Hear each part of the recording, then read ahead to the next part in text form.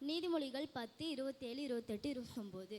கர்த்தருக்கு பயப்படுதல் ஆயுசு நாட்களை பெருக பண்ணும், துர்மார்க்கனுடைய வருஷங்களோ குறுகி போகும். நீதிமான்களின் நம்பிக்கை மகிழ்ச்சியாகும், துர்மார்க்கனுடைய அபிட்சையோ அழியும். கர்த்தரின் வழி உத்தமர்களுக்கு அரண், அக்கிரமக்காரர்களுக்கோ கலக்கம். ஆமீன். கர்த்தருக்கு பயப்படுதல் ஆயுசு நாட்களை பெருக பண்ணும், துர்மார்க்கருடைய வருஷங்களோ குறுகிப்போம். நீதிமான்களின் நம்பிக்கை மகிழ்ச்சியாகும், துர்மார்க்கருடைய அபேட்சையோ அழியும். நீதிமொழிகள் 27:28. ஆமீன். நீதிமானுடைய உதடுகள் அநேகரை போஷிக்கும், மூடனோ மதியத்தினால் மழுவார்கள். கர்த்தரின் ஆசீர்வாதமே ஐஸ்வர்யத்தை தரும், அவரோடு அவர் தேவனை கூடான். நீதிமொழிகள் 10:21, 22. என்னை பலப்படுத்துகிற கிறிஸ்துவனாலே எல்லாவற்றையும் செய்ய எனக்கு பலன் உண்டு. பிலிப்பியர் 4:13. என்னை எல்லாவற்றிலும்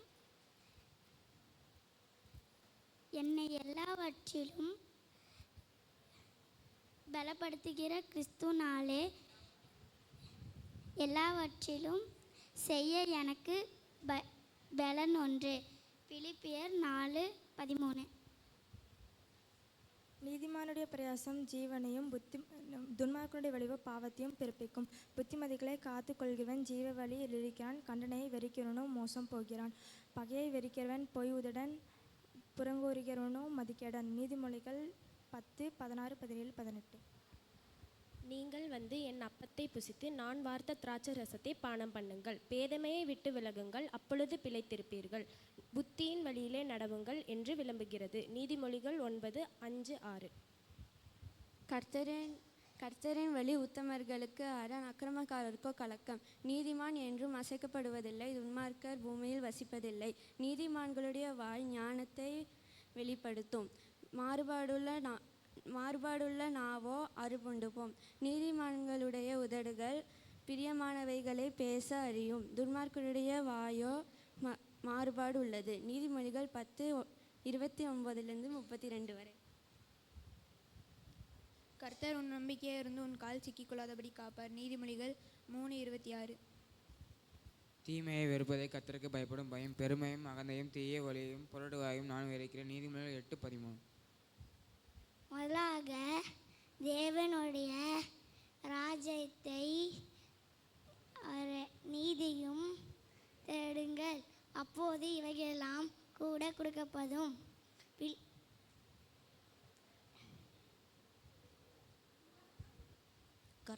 கர்த்தருக்கு பயப்படுதல் ஞானத்தின் ஆரம்பம், பரிசுத்தரின் அறிவே அறிவு.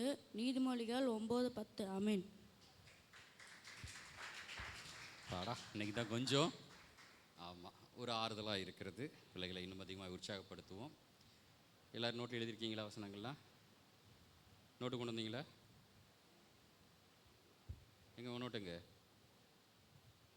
சண்டே ஸ்கூலுக்கு வரும்போது நோட்டு கொண்டு வரணும்னு சொல்லியிருக்கிறேன்ல. நோட்டு கொண்டு வந்துட்டீங்களாப்பா? சரி, கர்த்தர் நம்மை ஆசீர்வதிப்பாராக. தொடர்ந்து இந்த நாளுக்கான வேத பகுதியை நாம் வாசிக்க கேட்கலாம். அப்போஸ்தலனாகிய பவுல் பிலிப்பியருக்கு எழுதின நிருபம் 3வது அதிகாரம் வசனம் 12 21 வரை நாம் வாசிக்க கேட்கலாம். பிலிப்பியர் 3 வசனம் 12 21 வரை நாம் வாசிக்க கேட்போம்.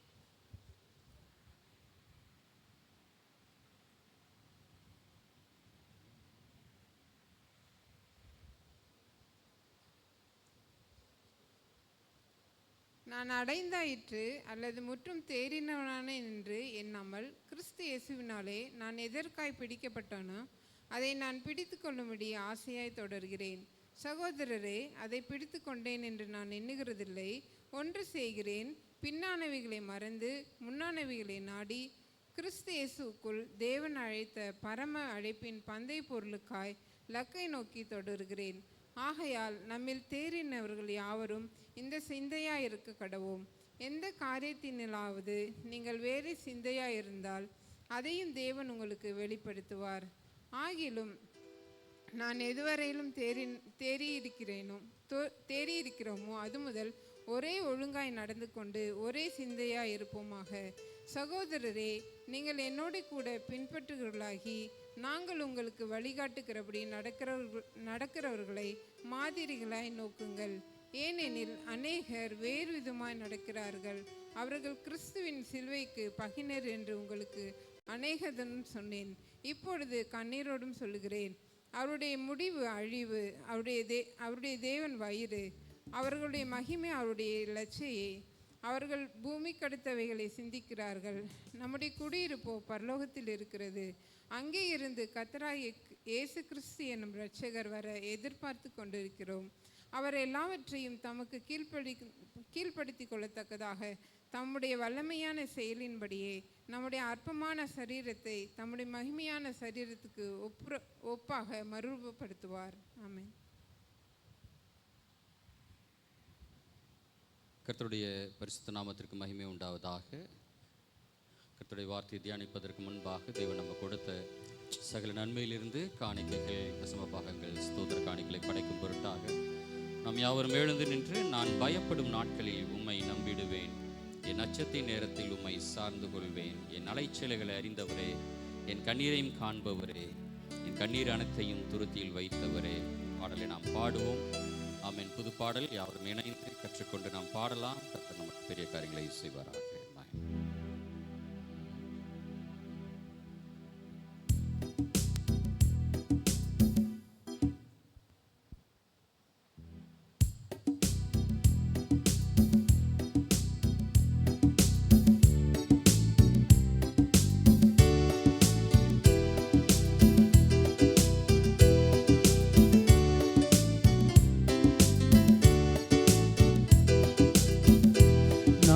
பயப்படும் நாட்களில் உம்மை நம்பிடுவே,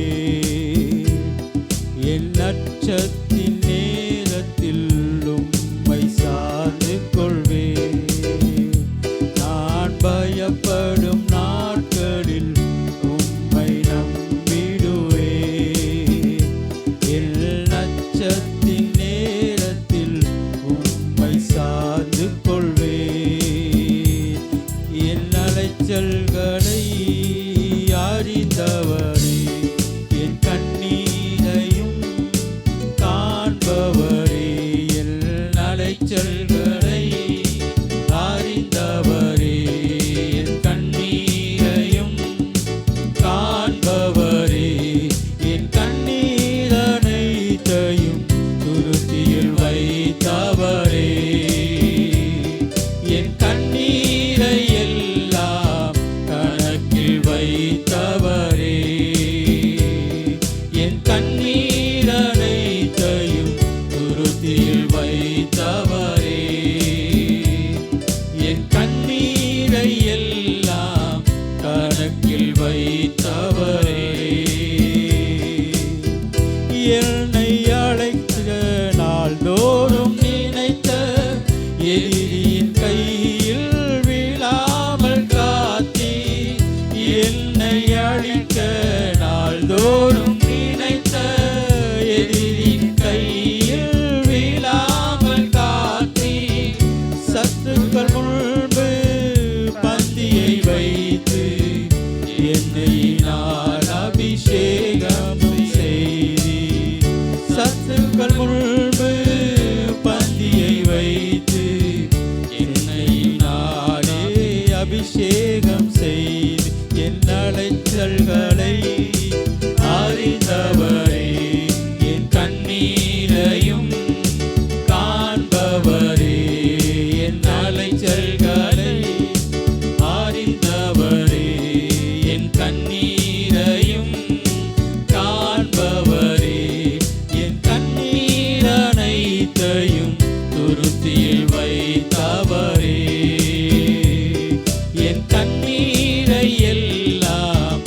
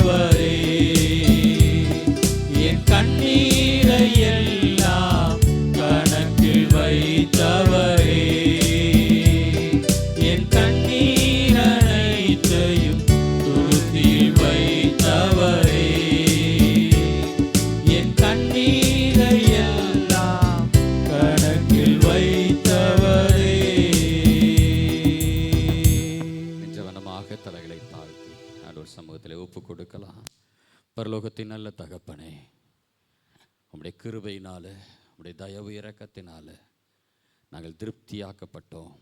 உம்முடைய சம்பூர்ணத்தினாலே நாங்கள் திருப்தியானோம். நீர் கொடுத்தவைகளிலிருந்து உம்முடைய சமூகத்தில் நாங்கள் படைத்த ஆண்டவரே இந்த காணிக்கைகள், தசமபாகங்கள், ஸ்தோத்திர காணிக்கைகள் எல்லாவற்றையும் கர்த்தர் நீர் அங்கீகரித்து எங்களை ஆசீர்வதிக்கும்படியாக ஜெபிக்கிறோம். எங்கள் கைகளின் பிரயாசத்தின் நன்மைகளை நாங்கள் படைத்திருக்கிறோம். கர்த்தர் நீர் எங்களை நிறைவாக்குவீராக. கர்த்தர் எங்கள் குறைகளை எல்லாம் மாற்றுங்கப்பா. தேவ ஒத்தாசை எங்கள் மேல் தங்கட்டும். ஆமென். இன்னும் அதிகமான நன்மைகளுக்கு நாங்கள் பாத்திரவான்களாக இருக்க கர்த்தர் எங்களுக்கு கிருபை செய்வீராக ராஜா. விசுவாசத்தோடு கூட நாங்கள் படைத்திருக்கிறோம். நன்மைகளை அறுவடை செய்ய கர்த்தர் எங்களுக்கு உதவி செய்யுங்கப்பா. நன்றி சொல்லுகிறோம். தொடர்ந்து உடைய வார்த்தையை தியானிக்க போகிறோம். கர்த்தருடைய வார்த்தையினுடைய நன்மை, மேன்மை, அதிசய ஆழங்களை காண கர்த்தர் எங்கள் கண்களை திறப்பீராக. கற்றுக்கொள்கிறவனைப் போல எங்கள் செவிகளை கர்த்தர் நீர் திறப்பீராக. ஆவியானவர்கள் மத்தியிலே அசைவாடுகிறதை நாங்கள் உணர கர்த்தர் கிருபை செய்யுங்க. என் வாயின் வார்த்தைகள் எங்கள் யாவருடைய இருதயத்தின் தியானம் உம்முடைய சமூகத்தில் பிரியமாயிருக்கட்டும். இயேசு கிறிஸ்துவின் நாமத்தில் ஜெபிக்கிறோம் பிதாவே. ஆமென். ஆமென். உட்காருவோம்.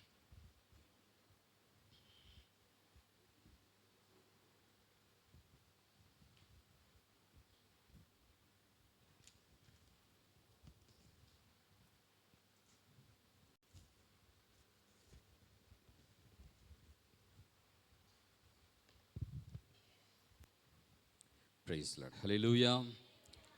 கர்த்தருடைய நாமம் மகிமைப்படுவதாக. மறுபடியுமாய் உங்கள் யாவரையும் ஆண்டவரும் இரட்சகருமாகிய இயேசு கிறிஸ்துவின் நாமத்தினாலே நான் வாழ்த்துகிறேன். போன வாரம் ஒரு விஷயத்தை நான் சொல்லியிருந்தேன். எத்தனை பேருக்கு நினைவு இருக்குது? கடைசியாக முடிக்கும் போது அடுத்த வாரம் மறந்துடாமல் இந்த விஷயத்தை யோசிச்சுட்டு வாங்கன்னு சொல்லியிருந்தேன். அதைத்தான் மறந்துட்டோம் பாஸ்டர். மீதி எல்லாம் ஞாபகம் இருக்குது. போன வாரம் என்ன சப்ஜெக்ட் பார்த்தோம்? என்ன சம்பவத்தை பார்த்தோம்? இதையோ ஒன்று பார்த்தோம். ஆமென். ஸ்தோத்திரம். நினைவில் வைத்துக் கொள்ளுங்க, நம்ம பேசுகிறது அடிப்படை சத்தியம். நான் ஏற்கனவே சொன்ன மாதிரி பரிசுத்தவான்கள் சீர் பொருந்தணும். அது நினைவில் வைத்துக்கொள்ளுங்க. நாம் எல்லோருமே அவருடைய கிருபையினால் பரிசுத்தவான்களாக்கப்பட்டிருக்கிறோம். நாம் சீர் பொருந்தணும் அப்படின்னா அவருக்குள்ளாக நாம் பரிசுத்தவான்களாக்கப்பட்டிருக்கிறோம். உலகத்திற்குள்ளாக அவரை காட்டுவதற்கு நாம் என்ன செய்யணும்? சீர் பொருந்தணும். இதைத்தான் தொடர்ந்து நாம் தியானித்து கொண்டே வருகிறோம். இந்த மாதம் முழுதுமே இந்த வார்த்தையை தான் தொடர்ந்து பார்த்து கொண்டே வருகிறோம். அவருக்குள்ளாக நாம் எப்படி சீர் பொருந்துகிறோம், எப்படி நம்மை சீர் பொருத்துகிறார், எதற்காக நாம் சீர் பொருந்த வேண்டும், இந்த மாதிரியான விஷயங்களை எல்லாம் நம்ம என்ன செய்கிறோம்? தொடர்ந்து பார்த்து கொண்டே வருகிறோம். அப்போ அவருடையவர்களாய் நாம் நிற்கிறோம் அப்படின்றதுக்கு நிறைய உதாரணங்களை பார்த்து கொண்டே வந்தோம். ஸோ இதெல்லாம் நமக்கு அடிப்படையான விஷயங்கள். இப்போ நம்மை சீர்படுத்துவதற்கு தேவன் சபையில் என்ன ஏற்படுத்தினார் என்று சொல்லி எபேசியருக்கு எழுதின நிருபம் 4வது அதிகாரம், எபேசியருக்கு எழுதின நிருபம் 4வது அதிகாரம் 11வது 12வது வசனங்களை வாசிக்கலாம். மேலும் நாம் அனைவரும் தேவனுடைய குமாரனை பற்றும் விசுவாசத்திலும் அறிவிலும் ஒருமைப்பட்டவர்களாகி நல்ல கவனிங்க. நாம் அனைவரும், நாம் எல்லோருமே தேவனுடைய குமாரனை பற்றும் விசுவாசம், தேவனுடைய குமாரனை பற்றுகிற விசுவாசம், வேற ஒரு காரியத்தின் மேல் வைக்கிற விசுவாசம் அல்ல, குமாரனை பற்றி கொள்ளுகிற ஒரு விசுவாசமும், அப்புறம் அவரை குறித்து அவரை அறிந்து கொள்ளுகிற அறிவிலும் ஒருமைப்பட்டவர்களாகி. அப்படின்னா வேற ஒரு யோசனை இல்லை, ஒரே யோசனை தான். அவரை பற்றிய விசுவாசம், அவரை பற்றிய அறிவு. அல்லேலூயா. இது ரெண்டும் யாரை பற்றிய அறிவு? குமாரனாகிய கிறிஸ்துவை குறித்ததான அறிவும் அவர் மேல் வைக்கிற விசுவாசமும். இதுதான் ஃபர்ஸ்ட் நமக்கு. ஒருமைப்பட்டவர்களாகி கிறிஸ்துவினுடைய நிறைவான வளர்ச்சியின் அளவுக்கு தக்கதாக பூரண புருஷராகும் வரைக்கும். ஆமென், ஸ்தோத்திரம். கிறிஸ்துவினுடைய நிறைவான வளர்ச்சியின் அளவுக்கு தக்கதாக. நம்மை குறித்து வேதம் புருஷராகும் வரைக்கும் அப்படின்னா முழுமை அடைந்த ஒரு மனுக்குலம், அது வேறுதான் புருஷன். புருஷன்னா வெறும் ஆண் அடையாளம் என்று சொல்லி நினைக்கக்கூடாது. ஒரு முழுமை அடைந்த ஒரு மனுஷன், ஒரு மனுஷின்னு சொல்கிறது வார்த்தை பைபிளில் சொல்லப்பட்டிருக்கு. ஆனால் தமிழில் மனுஷன் அப்படின்னாலே ரெண்டு பாலருக்கும் பொதுவான ஒரு வார்த்தை தான் மனுஷர் அப்படின்ற அந்த வார்த்தை ரைட். குமாரனை பற்றும் கிறிஸ்துவினுடைய நிறைவான வளர்ச்சிக்கு அளவுக்கு தக்கதாக பூரண புருஷராகும் வரைக்கும். அப்ப கிறிஸ்து எப்படி பூரணப்படுத்தப்பட்டார் அப்படின்னா, மரித்தோரிலிருந்து எழுந்ததுக்கு அப்புறம் அவர் பூரண புருஷனுடைய அடையாளம், முழுமையாய் வளர்ச்சி அடைந்த ஒரு மனுக்குலத்தினுடைய ஒரு அடையாளம். ஏன் இவ்வளவு தூரத்துக்கு அழுத்தமாய் பேசுகிறோம் என்று சொன்னா, கிறிஸ்து தேவனாய் இருந்தும் நமக்காக கொஞ்சம், நான் தான் சொன்னேன், இந்த மாசத்துல நம்ம பேசுறது எல்லாமே அடிப்படை சத்தியம், கொஞ்சம் கஷ்டமா புரிந்து கொள்றது போல தான் தெரியும். ஆனா எவ்வளவுக்கு எவ்வளவு கிறிஸ்துவை குறித்த அறிவு நமக்குள்ளாக பெருகுகிறதோ அந்த அளவுக்கு நமக்குள் வெளிச்சம் உண்டாகும். வெளிச்சம் உண்டாக உண்டாக இருளானது அந்த வெளிச்சத்தை ஒரு நாளும் பற்றி கொள்ளாது. அல்லேலூயா. அப்ப கிறிஸ்துவை குறித்ததான வெளிச்சத்தை வாஞ்சிக்கிறவர்களா இருக்கணும். எப்படி வெளிச்சத்தின் இடத்திற்கு பூச்சிகள் எல்லாம் ஓடி வருதோ, அது தன்னை அறியாமல் வெளிச்சத்துக்கு நேராய் ஓடி வரும். அப்போ அந்த மாதிரி வெளிச்சத்தின் மேலே ஒரு வாஞ்சை நமக்கு இருக்கணும். அந்த வெளிச்சத்தின் மேலே வாஞ்சை இருக்கும் பட்சத்தில் அந்த வெளிச்சம் நமக்குள் பிரகாசிக்கும். அந்த வெளிச்சம் நமக்குள் பிரகாசிக்கும் போது, ஆமென், ஸ்தோத்திரம், இருளானது உங்களையும் என்னையும் மேற்கொள்ளாது. அல்லேலூயா, ஆமென், ஸ்தோத்திரம். அதனால தான் அந்த வெளிச்சத்துக்குள்ளாகவே நான் கொண்டு வரணும் வேண்டும் என்பதற்காக அடிப்படை விஷயங்களை திரும்ப திரும்ப நான் பேசுகிறேன். நீங்கள் சொல்லலாம், பாஸ்டர் 60 வருஷமாக நாங்கள் நிறைய கேட்டோம், பாஸ்டர் 30 வருஷமாக கேட்டோம், 15 வருஷமாக நாங்கள் கேட்டோம், பல காலங்களில் பல விஷயங்களை பலர் இடத்துலேருந்து நிறைய கற்றுக்கொண்டிருக்கிறோம். ஒன்றும் தவறு இல்லை. வாசி கேட்ட அந்த வேத பகுதி பிலிப்பியர் 3வது அதிகாரம் 1வது வசனத்தை வாசிங்க. திருப்பி இங்கே வரலாம். பிலிப்பியர் 3. எழுதினவைகளையே எழுதுவது எனக்கு வருத்தம் அல்ல, அது உங்களுக்கு நலமாயிருக்கும். ஹல்லேலூயா, ஆமென், ஸ்தோத்திரம். அதனால ஏற்கனவே சொன்னதே சொல்லாதீங்க பாஸ்டர்னு சொல்லி போர் அடிக்குது அப்படின்னு நினைக்காதீங்க, சந்தோஷப்படுங்க. ஏன்னா திரும்ப திரும்ப அவைகளை நினைவுபடுத்துவது அவசியமாயிருக்கிறது. அது உங்களுக்கும் எனக்கும் நல்லது. ஹல்லேலூயா, ஆமென், ஸ்தோத்திரம். யாரை பற்றி பேசுகிறோம்? அளவிடப்பட முடியாத தேவனுடைய அன்பை குறித்து, தேவனுடைய மகத்துவங்களை குறித்து பேசுகிறோம். அளவிடப்பட முடியாதது என்று சொன்னால் அல்ல வந்துக்கிட்டே தான் இருக்குது. அவரை அறிகிற அறிவு பூரணப்படுத்த முடியலை, இவ்வளவுதான் அவர்னு சொல்ல முடியலை, அந்த அளவுக்கு வந்துக்கிட்டே இருக்குது. ஹல்லேலூயா. நம்மை பூரணப்படுத்துகிற நாட்கள் வரைக்கும், ரைட். இப்போ வாசிகள் எபேசியருக்கு எழுதின 3வது அதிகாரம், நான் கிறிஸ்துவின் நிறைவான வளர்ச்சியின் அளவுக்கு தக்க பூரண புருஷராகும் வரைக்கும் பரிசுத்தவான்கள் சீர்பொருந்தும் பொருட்டு சுவிசேஷ ஊழியத்தின் வேலைக்காகவும் கிறிஸ்துவின் சரீரமாகிய சபையானது பக்தி விருத்தி அடைவதற்காகவும். ஆமென், ஸ்தோத்திரம். சுவிசேஷ வேலை, 2வது கிறிஸ்துவின் சரீரமாகிய சபையானது பக்தி விருத்தி அடைவதற்காக.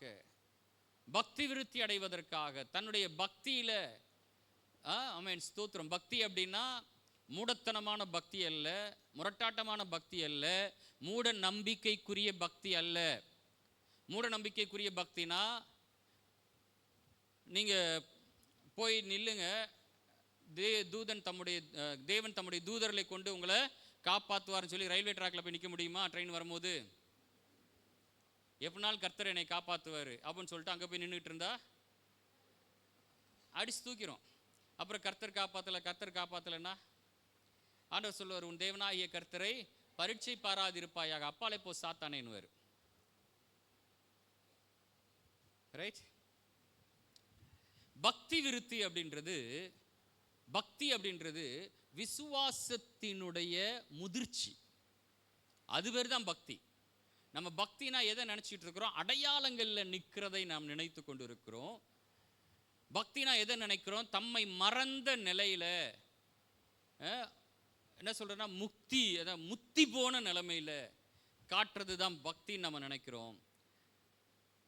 அதனால தான் இந்த ஆத்திகர்களை பார்த்தா ரொம்ப ஏளனமா ரொம்ப இதா பேசுறது காரணம் என்னன்னு கேட்டிங்கன்னா, நம்முடைய பக்தியை மூட பழக்க வழக்கங்களோடு கூட நாம் செய்து கொண்டு இருக்கிறோம். அதனால தான் அவங்க அப்படி கேட்குறாங்க. ஆனால் அப்படி அல்ல.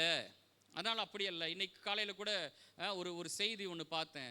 நாசாவினுடைய இன்னொரு கண்டுபிடிப்பு, இன்னொரு சூரியனை கண்டுபிடித்திருக்கிறார்கள் என்று சொல்லி, இன்னொரு சூரியன் இன்னும் அதிகமான வெப்பத்தோடு கூட அது இருக்கிறது என்று சொல்லி, நான் அதை பார்த்த உடனே எனக்குள்ள ஒரு யோசனை வந்துச்சு.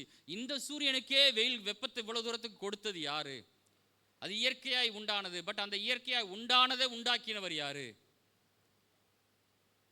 யோபுல வாசிக்கிறோம், அந்தரங்கத்தில் இவைகளெல்லாம் வைத்தவர் யார்? யோசிக்க அவருடைய வல்லமை, இதெல்லாவற்றிலையும் தம்முடைய வல்லமையை வெளிப்படுத்துகிற தேவன் ஒருவர் உண்டு என்பதை நாங்கள் விசுவாசிக்கிறோம். அல்லேலூயா, ஆமென், ஸ்தோத்திரம். அந்த தேவன் இந்த பூமியிலே எவைகளை நடப்பிக்க விரும்புகிறார் என்பதை நாங்கள் எதிர்பார்க்கிறோம். அந்த தேவன் எங்களை கொண்டு இந்த பூமியிலே எவைகளை நடப்பிக்க விரும்புகிறார். அவருடைய வல்லமையை, தம்முடைய கிருபையை, தம்முடைய இரக்கங்களை அவர் காட்ட விரும்புகிறார். நிறைய இடங்கள்ல வாசிக்கிறோம் அவருடைய மகத்துவங்கள், அவருடைய காரியங்கள் எல்லாவற்றையும் பார்த்து விட்டு இந்த பூமியிலே அவரை குறித்து நாம் பேச வேண்டும் என்று சொன்னா எதை நாம் ஒப்பிட்டு நாம் பேச முடியும் ஆண்டவரோடு கூட? இதை பாருங்க, மரத்தை பாருங்க, இதை படைச்சவர் ஆண்டவர் தான், ஆகவே இதில் ஆண்டவர் இருக்கிறார். அப்படியா? இந்த மலையை பாருங்க, இதை படைச்சவர் ஆண்டவர் தான், இதில் ஆண்டவர் இருக்கிறார் அப்படின்னு சொல்றதுக்கா? எவைகளோடு கூட அவர் என்ன செய்ய முடியாது? ஒப்பிடவே முடியாது. ஹல்லேலூயா, ஆமென், ஸ்தோத்திரம். ஆனா ஒண்ணே ஒன்று, தம்மை ஒப்பிடும்படி தேவன் அனுமதித்த ஒரே ஒரு காரியம் ஒன்று இருக்குது. அது எதுன்னு சொன்னா நீங்களும் நானும் தான். ஹல்லேலூயா, ஆமென், ஸ்தோத்திரம். நமக்குள் அவரை வெளிப்படுத்த சித்தமாக இருக்கிறார். எப்படிப்பட்ட தேவன்? இன்னைக்கு சொன்னனே, வானமும் பூமியும் எப்படி உண்டானதுன்னே தெரியல, ஆச்சரியமா இருக்கிறது. அவைகள் நினைச்சே பார்க்க முடியாது, கற்பனைக்கு எட்டாத மிகப்பெரிய பிரம்மாண்டமாக இருக்கிறது அவருடைய மகத்துவங்கள். அப்படிப்பட்ட தேவன் உங்களுக்குள்ள எனக்குள்ள இருந்துட்டு அவர் சொல்றாரு, நீ என்ன வெளிப்படுத்துறன்றாரு. ஹல்லேலூயா, ஆமென், ஸ்தோத்திரம். இது எவ்வளவு பெரிய பாக்கியம் உள்ள ஒரு காரியம் அது நமக்கு, ரைட்? ஸோ பக்தி அப்படின்றது வெறும் ஒரு என்ன சொல்றேன்னா மாய்மாலமான ஒரு செயல் கிடையாது. தன்னை மறந்து பரவசத்துக்குள்ள இருக்கிற அந்த அனுபவம் கிடையாது. பக்தி என்பது ஆண்டவரை நம்மிலே வெளிப்படுத்துகிறது தான் பக்தி. ஹல்லேலூயா, ஆமென். கர்த்தருடைய நாமம் மகிமைப்படுவதாக. சபையானது பக்தி விருத்தி அடைவதற்காக சிலரை அப்போஸ்தலராக, தீர்க்கதரிசிகளாக, சுவிசேஷகர்களாக, மேய்ப்பராகவும் போதகராகவும் ஏற்படுத்தினார். ஆமென், ஸ்தோத்திரம். சபை எப்போ ஏற்படுத்தப்பட்டது? எப்போ சபை உருவானது? ஆமென். கிறிஸ்து உயிர்த்தெழுந்ததுக்கு அப்புறம் எப்போ பெந்தெக்கோஸ்தே நாள் துவங்கினதோ அந்த நாளிலே சபையானது துவங்கினது. அந்த நாள்ல இருந்து பல காலகட்டங்களில் கர்த்தர் ஒவ்வொருவரையா ஏற்படுத்துகிறார். இந்த சபையானது துவங்கின புதுதில் அவங்க கையில் பைபிள் கிடையாது. நான் திரும்ப சொல்லிட்டே வரேன், இந்த தரிசனங்கள் இதெல்லாம் கொண்டு வந்துட்டு இன்னைக்கு பேசிட்டு இருக்கக்கூடாது, சரிங்களா? அன்னைக்கு அவங்களுக்கு என்ன இல்லை? பைபிள் இல்லை. அதனால அவங்களுக்கு தேவன் தம்முடைய தூதர்களை கொண்டும் தேவனே பேச வேண்டிய காரியங்கள் இருந்ததுனால பேசினார். நிறைய காரியங்களை அவங்களுக்கு வெளிப்படுத்தினார்.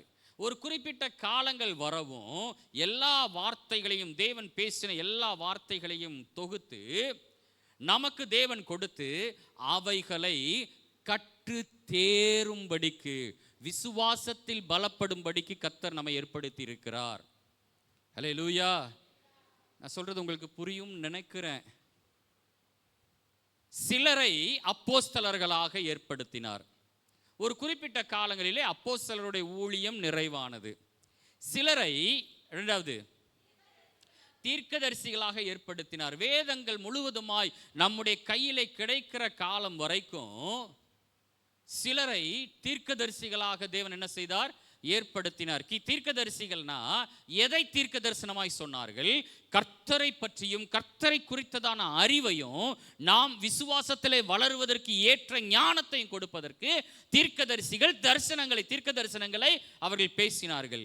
சிலரை அப்போஸ்தலர்களாக ஏற்படுத்தினார். குறிப்பிட்ட காலங்களிலே அப்போஸ்தலருடைய பணி நிறைவானது. குறிப்பிட்ட காலத்திலே தீர்க்கதரிசிகளுடைய பணி நிறைவானது. அதுக்கப்புறம் சிலரை சுவிசேஷகர்களாக, சுவிசேஷம் உலகம் முழுசும் இன்னைக்கு நம்ம சொல்லிட்டு இருக்கிறாங்களே சுவிசேஷகர்கள், எங்க போய் சுவிசேஷம் சொல்றான்னு பார்த்தா பாஸ்டர் வீட்டுக்கு வந்து சுவிசேஷம் சொல்லிட்டு இருக்கிறானுங்க. நம்ம வீட்டுக்கே வந்துட்டு, பாஸ்டர் வீட்டுக்கே வந்துட்டு, பாஸ்டர் உங்களுக்கு நான் சுவிசேஷம் சொல்லலாம், நான் சுவிசேஷம் ஊழியம் செய்கிறேங்க. சரிங்க செய்யுங்க. என்ன இல்லை உங்கள்கிட்ட சொல்லிட்டு போகலான்னு. எனக்கு எதுக்கியா சுவிசேஷம்? இது ஆணவத்தில் பேசலை, அறிந்த அறிவினால நான் பேசுகிறேன்.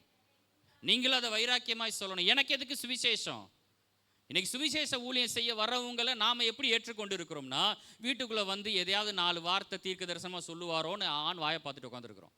பைபிள் எடுத்து படிங்க, நம்ப மாட்டீங்க. பைபிள் எடுத்து படிங்க. இன்னைக்கு வரைக்கும் நான் திரும்ப சொல்கிறேன், என்னுடைய விசுவாசம் என் வேதத்தில் மாத்திரம்தான் இருக்குது. நீங்கள் நம்புறீங்களோ இல்லையோ.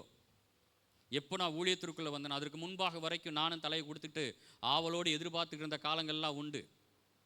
என்னை பற்றி ஏதாவது 4 வார்த்தை பேச மாட்டாரான்னு சொல்லிட்டு ஆணு மூஞ்சை பார்த்துட்டே உட்காந்துருந்தேன். கடைசி வரைக்கும் என் மூஞ்சை பற்றி பார்த்து எதுவுமே சொல்லவும் இல்லை அவங்க. ஒரே ஒருத்தர் மாத்திரம் ஒரு முறை ஜெபிக்கும் போது சொன்னார், உன் குடும்பம் தான் உன் ஊழியத்துக்கு எதிரின்னு சொல்லி சொன்னார். அன்னையோட தீர்க்க தரிசனம் கேட்குறதே விட்டுட்டேன். ஏன்னா என் ஊழியத்துக்கு பேக் போன ஆரம்பத்துலேருந்தே நின்னது யாரு தான்? நம்ப தெரியல. என் குடும்பம் இவங்க தான், வேறு குடும்பம்லாம் இல்லைங்க. நீங்களாம் ஒரு மாதிரி பார்க்குறீங்க. அப்படியான்னு கேட்குறாங்க. அப்படித்தான். ஆமாம், என் குடும்பத்துக்கு என்னுடைய ஊழியத்தில் எனக்கு புலமாய் நின்று என்னை உற்சாகப்படுத்தினது யாரு தான்? குடும்பத்தார் தான். ஆமென், ஸ்தோத்திரம். ஒருத்தர் சொன்னார், நாங்கள் ஜெபிக்கும் போது நானே இன்னொரு 2 பாஸ்டர்ஸ் நின்றுட்டு இருந்தோம். அவர் ஜோம் பண்ணும் போது என்னை பற்றி சொல்கிறேன்னு சொல்லிட்டு எங்களோடு நிற்கிற இந்த தேவதாசனுடைய ஊழியத்தை, அவர் என்னன்னா பொதுவாக ஊழியக்காரங்க இண்டிபெண்ட்டாக செய்கிறாங்கன்னா ஃபேமிலி தான் அவங்களுக்கு ஸ்ட்ரகிளாக இருப்பாங்க. அதை வச்சு அடிச்சு விட்டாரா என்னன்னு தெரியல, சொல்லிட்டாரு. எனக்கு என்னென்னா அந்த சுவிசேஷ ஊழியம் பண்ணுறவங்க அப்படின்னு சொன்ன உடனே நாமளும் என்ன நினைக்கிறோம், இப்படி யாராவது எதாவது சொன்னால் நல்லாயிருக்கும். நான் திரும்ப சொல்கிறேன், யாராவது நம்மளை பற்றி சொல்லணும்னு எதிர்பார்க்காதீங்க. பைபிளை படிங்க. இதுதான் ஜீவன் உள்ளது. இதை நம்புறீங்களா? கர்த்தருடைய வார்த்தை, ஆமென், ஸ்தோத்திரம், பேதைகளை ஞானியாக்க. வாசிச்சோமே, மாறி வாசமே சங்கீதம், அதை எடுங்க. 19வது சங்கீதம். எந்த சங்கீதம்னு பார்க்குறீங்க? ஏன்னா அப்போல்லாம் நீங்கள் வரல பாதி பேர், அதனால் எந்த சங்கீதம்னு தெரியல. இருமா வரேன், பைபிள் எடுக்கட்டும். அதுவே எங்கே இருக்கு? 19வது அதிகாரம், சங்கீதம் 19. ஆமாம், சங்கீதம் வாசிச்சோமா, அப்படிலாமா நடக்குதா பாஸ்டர்னு சில பேருக்கு அது வேற ஆச்சரியமா இருக்கு. ஒழுங்கு மரியாதையாக அடுத்த வாரம்லாம் ஜெபத்துக்கு வந்து சேர்ற மாதிரி ஜோம் பண்ணிட்டு படுங்க. ஆண்டவரே, காலை எந்திரிச்சு போகணும். என்னை சோம்பல் ஆக்குகிற சோதோமின் பிசாசுகள் எல்லாம், சோதோமின் பிசாசு என்ன தெரியுமா? சோம்பேறித்தனம். நீங்கள் நினைக்கல விபச்சார பாவம்னு, சோம்பேறித்தனம். நல்லா நிறைய விதவிதமாக சாப்பிட்றதுன்னு நினைக்கிறோம் பாருங்க, அது சோதோமின் பிசாசு. எசேக்கியேல் 16:40 அந்த வசனம், 40 30 பாருங்க. எசேக்கியேல் 16:30 நினைக்கிறேன். 16 30 40 அந்த வசனத்தை பாருங்க. 49 வாசிங்க. இதோ 49, இதோ கர்வமும் ஆகார திரட்சியும் நிர்விசாரமான சாங்கோபாங்கமும் ஆகிய. நல்ல வேர்டு, எங்க சொல்லி பாருங்க. அவிசுவாசியே நம்ம பாதி பேர் சொல்ல தெரியாது, அவிவிசுவாசின்னுவாங்க. சாங்கோபாங்கமும் ஆகிய, இதெல்லாம் படிச்சிருக்கிறோமா? ஸ்கிப் பண்ணிடுவோம். என்ன வேர்டு இது?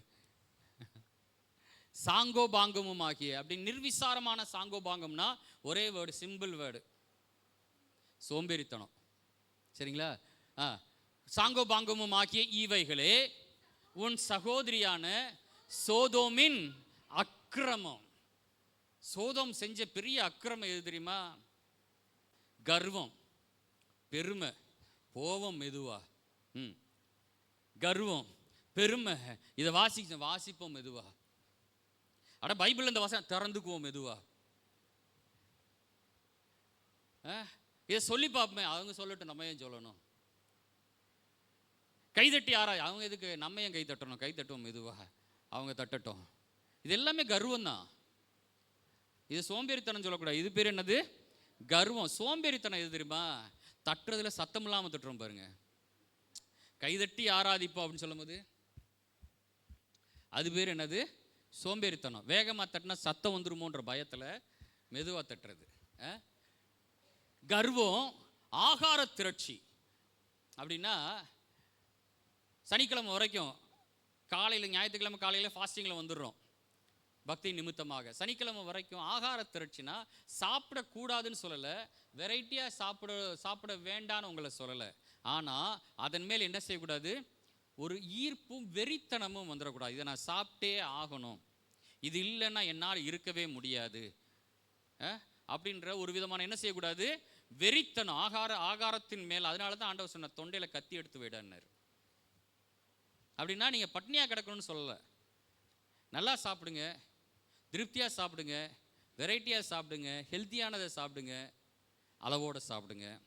வெறித்தனமாக என்ன செய்யாதீங்க? சாப்பிடாதீங்க. ஆமேன். சகோதரியாகிய சோதோமினுடைய அக்கிரமம் என்ன? கர்வம், ஆகார திரட்சி, நிர்விசாரமான சாங்கோபாங்கம், சோம்பேறித்தனம். சரி, இப்போ நீங்கள் அதை விட்டுருங்க. இது சோதோமுக்குரியது, நமக்கு இல்லைங்க.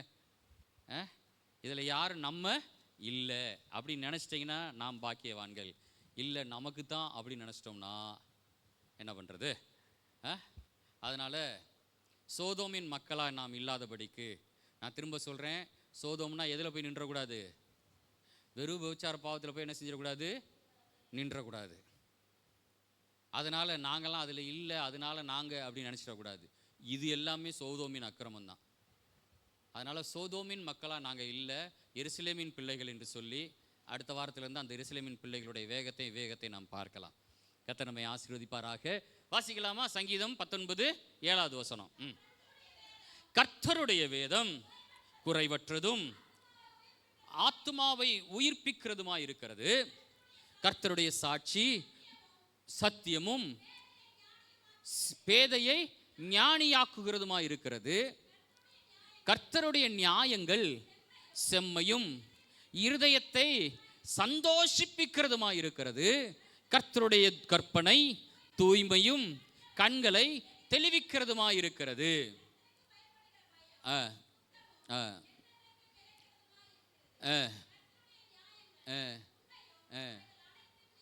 ஆமாம், போதுமா? கர்த்தருடைய வசனங்கள், அதான் சொன்னேன், இதுக்கு மிஞ்சினது எதுவுமே கிடையாது. அல்லேலூயா, ஆமேன், ஸ்தோத்திரம். இன்னைக்கு கூட நீ நினச்சி வந்திருக்கலாம், நமக்கு ஏதாவது தீர்க்க தரிசனம் ஏதாவது கிடைக்குமா நினச்சி வந்திருக்கலாம். நான் சொல்கிறேன், எப்பயாவது ஒரு முறை ஜெபிக்கும்போது ஆராதனையின் வேலையில் கர்த்தருடைய வார்த்தை, ஆமேன், ஸ்தோத்திரம், நமக்கேற்ற நன்மையாய் அது வெளிப்பட்டு கொண்டு இருக்கும். ஒருவேளை அந்த தேடலோடு வந்தீங்கன்னா கர்த்தர் உங்கள் இருதயத்தில் பேசுவார். அது ஜெபத்தில் கூட இருக்கலாம், பாடின பாடலில் இருக்கலாம், வாசித்த சங்கீதத்தில் இருக்கலாம், பைபிள் ரீட் பண்ணாங்களே வேத பாட பகுதியில் இருக்கலாம், ஈவன் கொடுக்கப்பட்ட காணிக்கை நேரத்தில் ஒரு பாடல் பாடினோம் பாருங்க, அதில் கூட தேவன் உங்களோடு கூட என்ன செய்யலாம்? பேசலாம். கர்த்தருடைய வார்த்தையை தியானிக்கிற இந்த நேரத்தில் கூட நம்முடைய இருதயங்களோடு கூட கர்த்தர் நம்மோடு கூட பேசலாம். அல்லேலூயா. அதனால் இவைகளை தேடி ஓட வேண்டாம். திரும்ப சொல்கிறேன், சபை பக்தி விருத்தி அடைவதற்கு அப்போஸ்தலர்களை ஏற்படுத்தினார். அப்போஸ்தலருடைய காலங்கள் குறிப்பிட்ட நாட்களிலே அது நிறைவேறியது. இரண்டாவதாக தீர்க்கதரிசிகளை கர்த்தர் ஏற்படுத்தினார். எப்போ முழுமையான வேதம் என் கையில் கொடுக்கப்பட்டிருச்சோ, தீர்க்க தரிசனங்கள் எதுக்காக அப்படின்னா, கர்த்தர் யார், நாம யாரு, கர்த்தர் நமக்கு என்ன செய்கிறாரு, நாம் எப்படி கர்த்தருக்குள் பலப்படுறோம், இது பேர் தான் தீர்க்க தரிசனம். நீங்க பழைய தீர்க்க தரிசன புஸ்தகங்கள் எல்லாத்தையும் வாசித்து பாருங்க. அதுல நமக்கு சொல்லப்பட்டவைகளே என்ன, கர்த்தர் யாரு, நாம யாரு, கர்த்தர் நமக்கு என்ன செய்யறாரு, நாம் எவைகளை பெற்றுக்கொள்ளுகிறோம். இந்த 4 விஷயத்தை தவிர வேற எதுவுமே தீர்க்க தரிசன புஸ்தகங்கள் இருக்காது. அப்ப தீர்க்க தரிசனங்கள்லாம் எதை தான் சொல்லுது, கர்த்தர் யாரு, நாம யாரு, கர்த்தர் எனக்கு என்ன செய்திருக்கிறாரு, நான் இப்போ எப்படி இருக்கிறேன். இந்த 4 விஷயங்களை தான் தீர்க்க தரிசனங்கள் பேச வேண்டும். இந்த வேதம் அதையே முழுவதுமாக எனக்கு பேசுகிறது. அல்லேலூயா. எப்போ முழுவதுமாய் கொடுக்கப்பட்டுருச்சோ அதுக்கப்புறம் நமக்கு தீர்க்க தரிசனங்கள்னு சொல்லி வேற ஒன்று தேவை இல்லை. கலாத்தியருக்கு எழுதின நிருபம் 1வது அதிகாரத்தில் அப்போஸ்தலனாகிய பவுல் இப்படி சொல்லுகிறார். கலாத்தியர் 1வது அதிகாரம் 6வது வசனத்திலிருந்து வாசிங்களேன். உங்களை கிறிஸ்துவின் கிருபையினாலே அழைத்தவரை நீங்கள் இவ்வளவு சீக்கிரமாய் விட்டு வேறொரு சுவிசேஷத்திற்கு திரும்புகிறதை பற்றி நான் ஆச்சரியப்படுகிறேன்.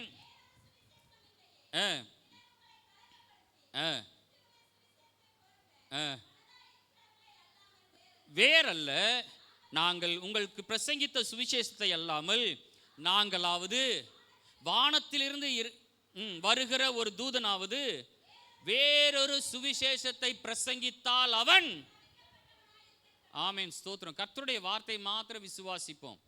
அதை தாண்டி வேற ஒண்ணுக்குள்ள நம்ம என்ன செய்ய வேண்டாம், போக வேண்டாம். அதை தாண்டி வேற ஒன்றை எதிர்பார்க்க வேண்டாம். உங்களுக்கு மனக்கலக்கமா இருக்கு, உங்களுக்கு வேதனையா இருக்குது, எனக்கு இந்த விஷயம் புரியல, இதை செய்யறதா வேண்டாமான்னு தெரியல அப்படின்னு குழப்பமா இருந்துச்சுன்னா பைபிள் எடுத்து வாசிங்க. எந்த வார்த்தையை கொண்டாவது கர்த்தர் உங்களோடு கூட பேசுவார். ஹல்லேலூயா. ஏன்னா கர்த்தருடைய வேதம் குறைவற்றது. எத்தனை பேர் விசுவாசிக்கிறோம்? கர்த்தருடைய வேதம் குறைவற்றது. நம்முடைய ஆத்துமாவை, நல்லதான் சொல்லுங்களேன், நம்முடைய ஆத்துமாவை உயிர்ப்பிக்கிறது. அப்ப ஆத்துமா உயிர்ப்பிக்கிற வேலையை கர்த்தருடைய வசனம் செய்துனா இதை தாண்டி வேற என்னங்க வேணும் நமக்கு? ஸோ வேதம் முழுமையாய் கொடுக்கப்பட்டதுக்கு அப்புறம் தீர்க்க தரிசன ஊழியங்கள் நமக்கு தேவை.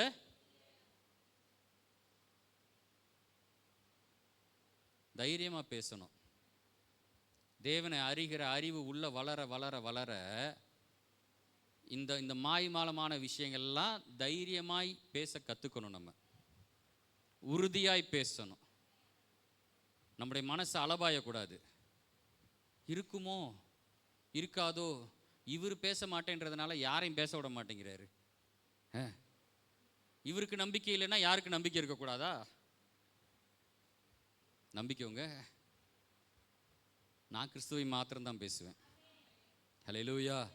கிறிஸ்துவை குறித்த அறிவு நமக்குள்ள உருவாக வேண்டும் என்பதற்காக எத்தனை முறை வேணாலும் திரும்ப திரும்ப கிறிஸ்துவை பற்றி பேசுகிறதை பேசிக்கொண்டே தான் இருப்பேன்.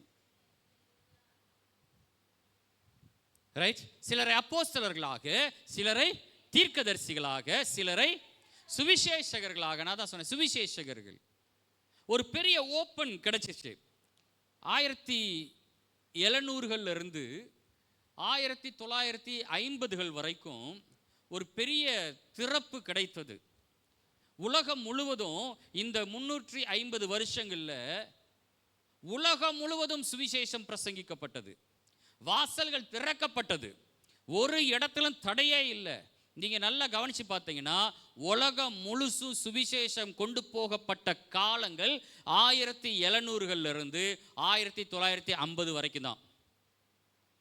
இதுல சொல்லப்பட்ட சுவிசேஷத்தின் வழியா தான் இன்னைக்கு உலகம் முழுசும் கிறிஸ்தவர்களுடைய எண்ணிக்கை உலகத்திலே அதிகமாக இருப்பதற்கு காரணம் சுவிசேஷம் அறிவிக்கப்பட்ட காலங்கள். ஹல்லேலூயா. ஆமென், ஸ்தோத்திரம். அப்ப நீங்க சொல்லலாம், பாஸ்டர் இப்ப சுவிசேஷம் அறிவிக்க வேண்டாமா பாஸ்டர்? நீங்க அன்னைக்கு சொன்ன மாதிரி சுவிசேஷம் இன்னைக்கு சொல்ல முடியாது, சொல்ல வேண்டிய அவசியமோ? நம்ப முடியுமா? அன்னைக்கு சொன்ன மாதிரியான சுவிசேஷ ஊழியம் இன்னைக்கு யாரும் செய்யவும் முடியாது, செய்ய வேண்டிய அவசியமோ இல்லை. இன்னைக்கு என்ன செய்யணும்? கிறிஸ்தவர்களாக இருக்கிற நீங்களும் நானும் அடுத்த வார்த்தை என்ன சொல்லுகிறது? சிலரை அப்போஸ்தலர்களாக, சிலரை தீர்க்கதரிசிகளாக, சிலரை சுவிசேஷகர்களாக, மேய்ப்பராகவும். ஆமென், ஸ்தோத்திரம். இந்த காலங்கள் தான் இப்பொழுது நமக்கு கொடுக்கப்பட்டிருக்கிறது. இப்போ சபையோடு இணைக்கப்படுகிற ஒரு காலங்களும், சபையில சரியான முறையில் போதிக்கப்பட்டு வளர்க்கப்படக்கூடிய ஒரு காலத்திலே நாம் இருக்கிறோம். இந்த காலங்களில் நீங்களும் நானும் கர்த்தருடைய வார்த்தையை அறிந்து போதிக்கப்பட்டு, உங்களுடைய வாழ்க்கையில என் வாழ்க்கையில அறிவிக்கப்பட்டது, வார்த்தை அறிவிக்கப்பட்டது. இப்போ அந்த வார்த்தையை வாழ்ந்து காட்ட வேண்டிய காலங்களிலே இருக்கிறோம். அல்லேலூயா, ஆமென், ஸ்தோத்திரம். உதாரணத்துக்கு சொல்றேன், சுவிசேஷகர்களாய் வெளியே போனவங்க நிறைய நம்ம படிச்சிருப்போம். தன் கேப்பை கலட்டி பிச்சை எடுத்து சாப்பிட்டாங்க, இருக்குதா இல்லையா? படிச்சிருக்கிறோமா? அந்த மாதிரி தொப்பியை கலட்டி பிச்சை எடுத்து சாப்பிட்ருக்குறாங்க. பசிக்கும், சாப்பாடு யாரும் தரமாட்டாங்க, என்ன செய்வாங்களாமா, பச்சை மிளகாவை கல்லில் தேய்ச்சி ஈரப்படுத்தி ஒரு கல்லில் தேய்ச்சிருவாங்க. தேய்ச்சிட்டு தொட்டு நக்கிடுவாங்க. அதை என்ன ஆகும், காரம் அதிகமாக அதிகமாக தண்ணி நிறைய குடிச்சிருவாங்க. தண்ணி நிறைய குடிச்சா பசி அடங்கிரும். இப்படி சுவிசேஷம் சொல்லியிருக்கிறாங்க. அப்படி சுவிசேஷம் சொல்லி இயேசு கிறிஸ்துவை ரட்சகராக என்ன செஞ்சிருக்கிறாங்க, அறிவிச்சிருக்கிறாங்க. ஆனா இன்னைக்கு அந்த மாதிரி சுவிசேஷம் சொல்லும்படி அழைக்கப்பட்டிருக்கிறாங்களா? நம்ம உடனே அதை எடுத்துக்கிட்டு அந்த மாதிரி தான் நாம் போக வேண்டும், அந்த மாதிரி தான் அழைக்கப்பட்டிருக்கிறோம், அந்த மாதிரி தான். அப்படி கிடையாது. ஒவ்வொன்றுக்கும் ஒவ்வொரு காலம் உண்டு. உலகம் எங்கும் அந்த மாதிரி அறிவிக்கப்பட்டுச்சு. ஏன்னா ஒருவருக்கும் கிறிஸ்துனா யாருன்னு தெரியாது. அறியப்படாத அந்த தெய்வனை, அறியப்படாத அந்த தெய்வத்தை, அறியப்படாத அந்த தேவனுடைய மகத்துவத்தை, அறியப்படாத அந்த தேவனுடைய வல்லமையை உலகம் எங்கும் கொண்டு செல்வதற்காக ஒவ்வொருவரும் தன்னுடைய வாழ்க்கையை அர்ப்பணித்தார்கள். நம்முடைய சுயாதீன பாப்டிஸ்ட் திருச்சபை அமெரிக்காவிலிருந்து 2 சகோதரிகள் வந்தாங்க. தெரிஞ்ச வரலாறு தான்.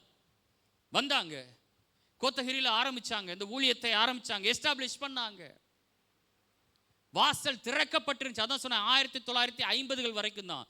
அதுக்கப்புறம் எந்த மிஷினரி ஸ்தாபனமும் எந்த ஊழியர்களும், ஆமென் ஸ்தோத்திரம், உலகம் எங்கும் சுவிசேஷர்களை என்ன செய்யலை, அனுப்பலை, அனுப்பவும் முடியலை. உலகமே அதற்கு தடையாகவும் மாறியது. இல்லை பாஸ்டர், இன்னைக்கு நிறைய ஊழியங்கள், நிறைய மிஷினரி ஊழியங்கள்லாம் இன்னைக்கு இருக்குது. நீங்கள் சொல்லலாம், அறிவிக்கப்பட்ட இடங்களிலே தான் 90% அவர்கள் வேலை செய்து கொண்டிருக்கிறார்கள். நான் உங்களுக்கு அதை உண்மையாய் உடைத்து பேசுகிறேன். நான் 90% அறிவிக்கப்பட்ட பகுதியிலேயே, இன்னும் கொஞ்சம் ஓப்பனாக சொல்கிறேன் பாருங்களேன். நம்முடைய சபைன்றனால தைரியமாக நான் பேசுகிறேன். லைவில் போயிட்டுருக்கு, பரவாயில்ல, இன்னும் கொஞ்சம் ஓப்பனாகவே நான் பேசுகிறேன். கோத்தகிரியில் ஒரு கிராமம் இருக்கிறது, ஒரு மலைவாழ் மக்கள் வாழ்கிற ஒரு கிராமம். அந்த ஒரு கிராமத்துக்கு எனக்கு தெரிஞ்சு 6 மிஷினரி ஊழியங்கள் நடந்துகிட்டு இருக்குது. அந்த கிராமத்தில் மொத்தமே 45 பேர் தான், 45 குடும்பம் தான். அந்த 45 குடும்பத்துக்கு மிஷினரி ஊழியம் செய்கிறேன்னு எத்தனை பேர் வேலை பார்த்துட்டு இருக்கிறாங்க? 6 ஸ்தாபனங்கள் வேலை பார்த்துக்கிட்டு இருக்குது. அந்த 6 ஸ்தாபனமே நாங்கள் ட்ரைபல்கிட்ட வேலை பார்க்குறோம், நாங்கள் சுவிசேஷத்தை கொண்டு போகிறோம். அறியப்படாத ஜனங்கள்கிட்ட, யார் அறியப்படாதவங்க? 6 ஸ்தாபனங்கள் வேலை பார்த்துக்கிட்டு இருக்கு அந்த கிராமம். இன்னைக்கும் நான் ஒரு மிஷினரி ஸ்தாபனத்தில் இருக்கிறேன்னா, என் மிஷினரி தலைவர்கள் வந்தோன்னு நான் அந்த கிராமத்துக்கு கூட்டு போவேன். அவங்க போய் அவங்களோட நின்று ஃபோட்டோ எடுக்கிறது, மற்ற காரியங்கள்லாம் பேசுவாங்க, சாட்சி சொல்லுவாங்க. அந்த ஊரில் நான் ஒரு முறை போயிருந்தேன், என்னை கூட்டு போயிருந்தாங்க. வாங்க பாஸ்டர், எங்களுடைய மிஷினரி தளத்தை வந்து பாருங்கன்னு. நானும் புதுசாக இருக்கேன்னு தான் போனேன். ஆக்சுவலாக போனால் ஒருத்தர் வருவார், நல்ல நினைவில் வச்சுக்கோங்க, உங்கள் வீடுகளுக்கு ஒருத்தர் ஒரு ஷார்ட்டாக ஒருத்தர் இருப்பார், கையில் ஒரு சின்ன பையனை கூட்டிகிட்டு வருவார். நான் கோத்தகிரியில் இருக்கும்போது வந்தார், இங்கேயும் வந்தார். அவர் ஃபுல்லாக தண்ணி வண்டியவர். அவருக்கு வசூல் பண்ணுறதுக்கு என்ன ஒரு சோர்ஸ்ன்னு கேட்டிங்கன்னா, பையனுக்கு பைபிளில் இருந்து ஒரு 50 கேள்விக்கு பதில் சொல்லி பழக்கி வச்சுருக்கிறாரு. வந்தவுடனே சொல்லுவார், நாங்கள் நாசிரியத்துலேருந்து வரோம். நாசிரியத்தில் அங்கே போயிடாதீங்க, நம்ம திருநெல்வேலி பக்கம். நாசிரியத்துலேருந்து வரேன், மோகன்சி அண்ணனுடைய அந்த ஊர் பக்கத்தில் தான் இருக்கிறோம், அந்த சபைக்கு தான் நாங்களும் போயிட்டுருக்குறோம். அவர் சொல்கிற டைலாக் அப்படியே சொல்கிறேன், அங்கே தான் போயிட்டுருக்குறோம். இங்கே வந்தோம், கோத்தகிரியில் இருக்கும்போது என்கிட்ட பஸ்ஸில் வந்தே தொலைஞ்சிச்சின்னாரு, இங்கே வந்துச்சு ட்ரெயினில் வந்தே தொலைஞ்சிச்சின்னாரு. அவருடைய பர்ஸ் தொலைஞ்சிருச்சு, அவருடைய பொருட்கள் எல்லாம் காணாமல் போயிடுச்சு. என்ன செய்யறதுன்னு தெரியல, நானும் பையனும் மாத்திரம்தான் இருக்கிறோம். திருப்பி நாங்கள் ஊருக்கு போகணும். ஆனால் நல்ல விசுவாசம் உள்ள பையனுங்க. பாருங்கள், நான் கேட்டால் கேள்வி பதில் சொல்லுவான்னு சொல்லிட்டு டக்குன்னு கேட்பார். அப்படி நொடி பொழுதில் பதில் சொல்லிட்டே வருவான். ஆபிரகாம் வயசு என்ன? ஆபிரகாம் மனைவியின் வயசு என்ன? ஆபிரகாம் எந்த ஊர்லேருந்து வந்தார்? தாவீது எத்தனாவது வயசில் அபிஷேகம் பண்ணப்பட்டார்? தாவீது யாரை கொன்றார்? இப்படி வரிசையாக கேட்டே வருவார். டக்குன்னு அந்த பையன் பதில் சொல்லுவான். நமக்கே ஆச்சரியமாக இருக்குது, எவ்வளோ ஞானம்னு. கோத்தூரில் இருக்கும்போது அப்படி வியந்தேன். இங்கே வந்ததுக்கப்புறம் இங்கேயே வந்தாப்புல. சரி, என்ன தான் சொல்கிறாரு பார்ப்போன்னு பார்த்தேன். அதே கேள்வி, அதே பதில், அதே நபர்.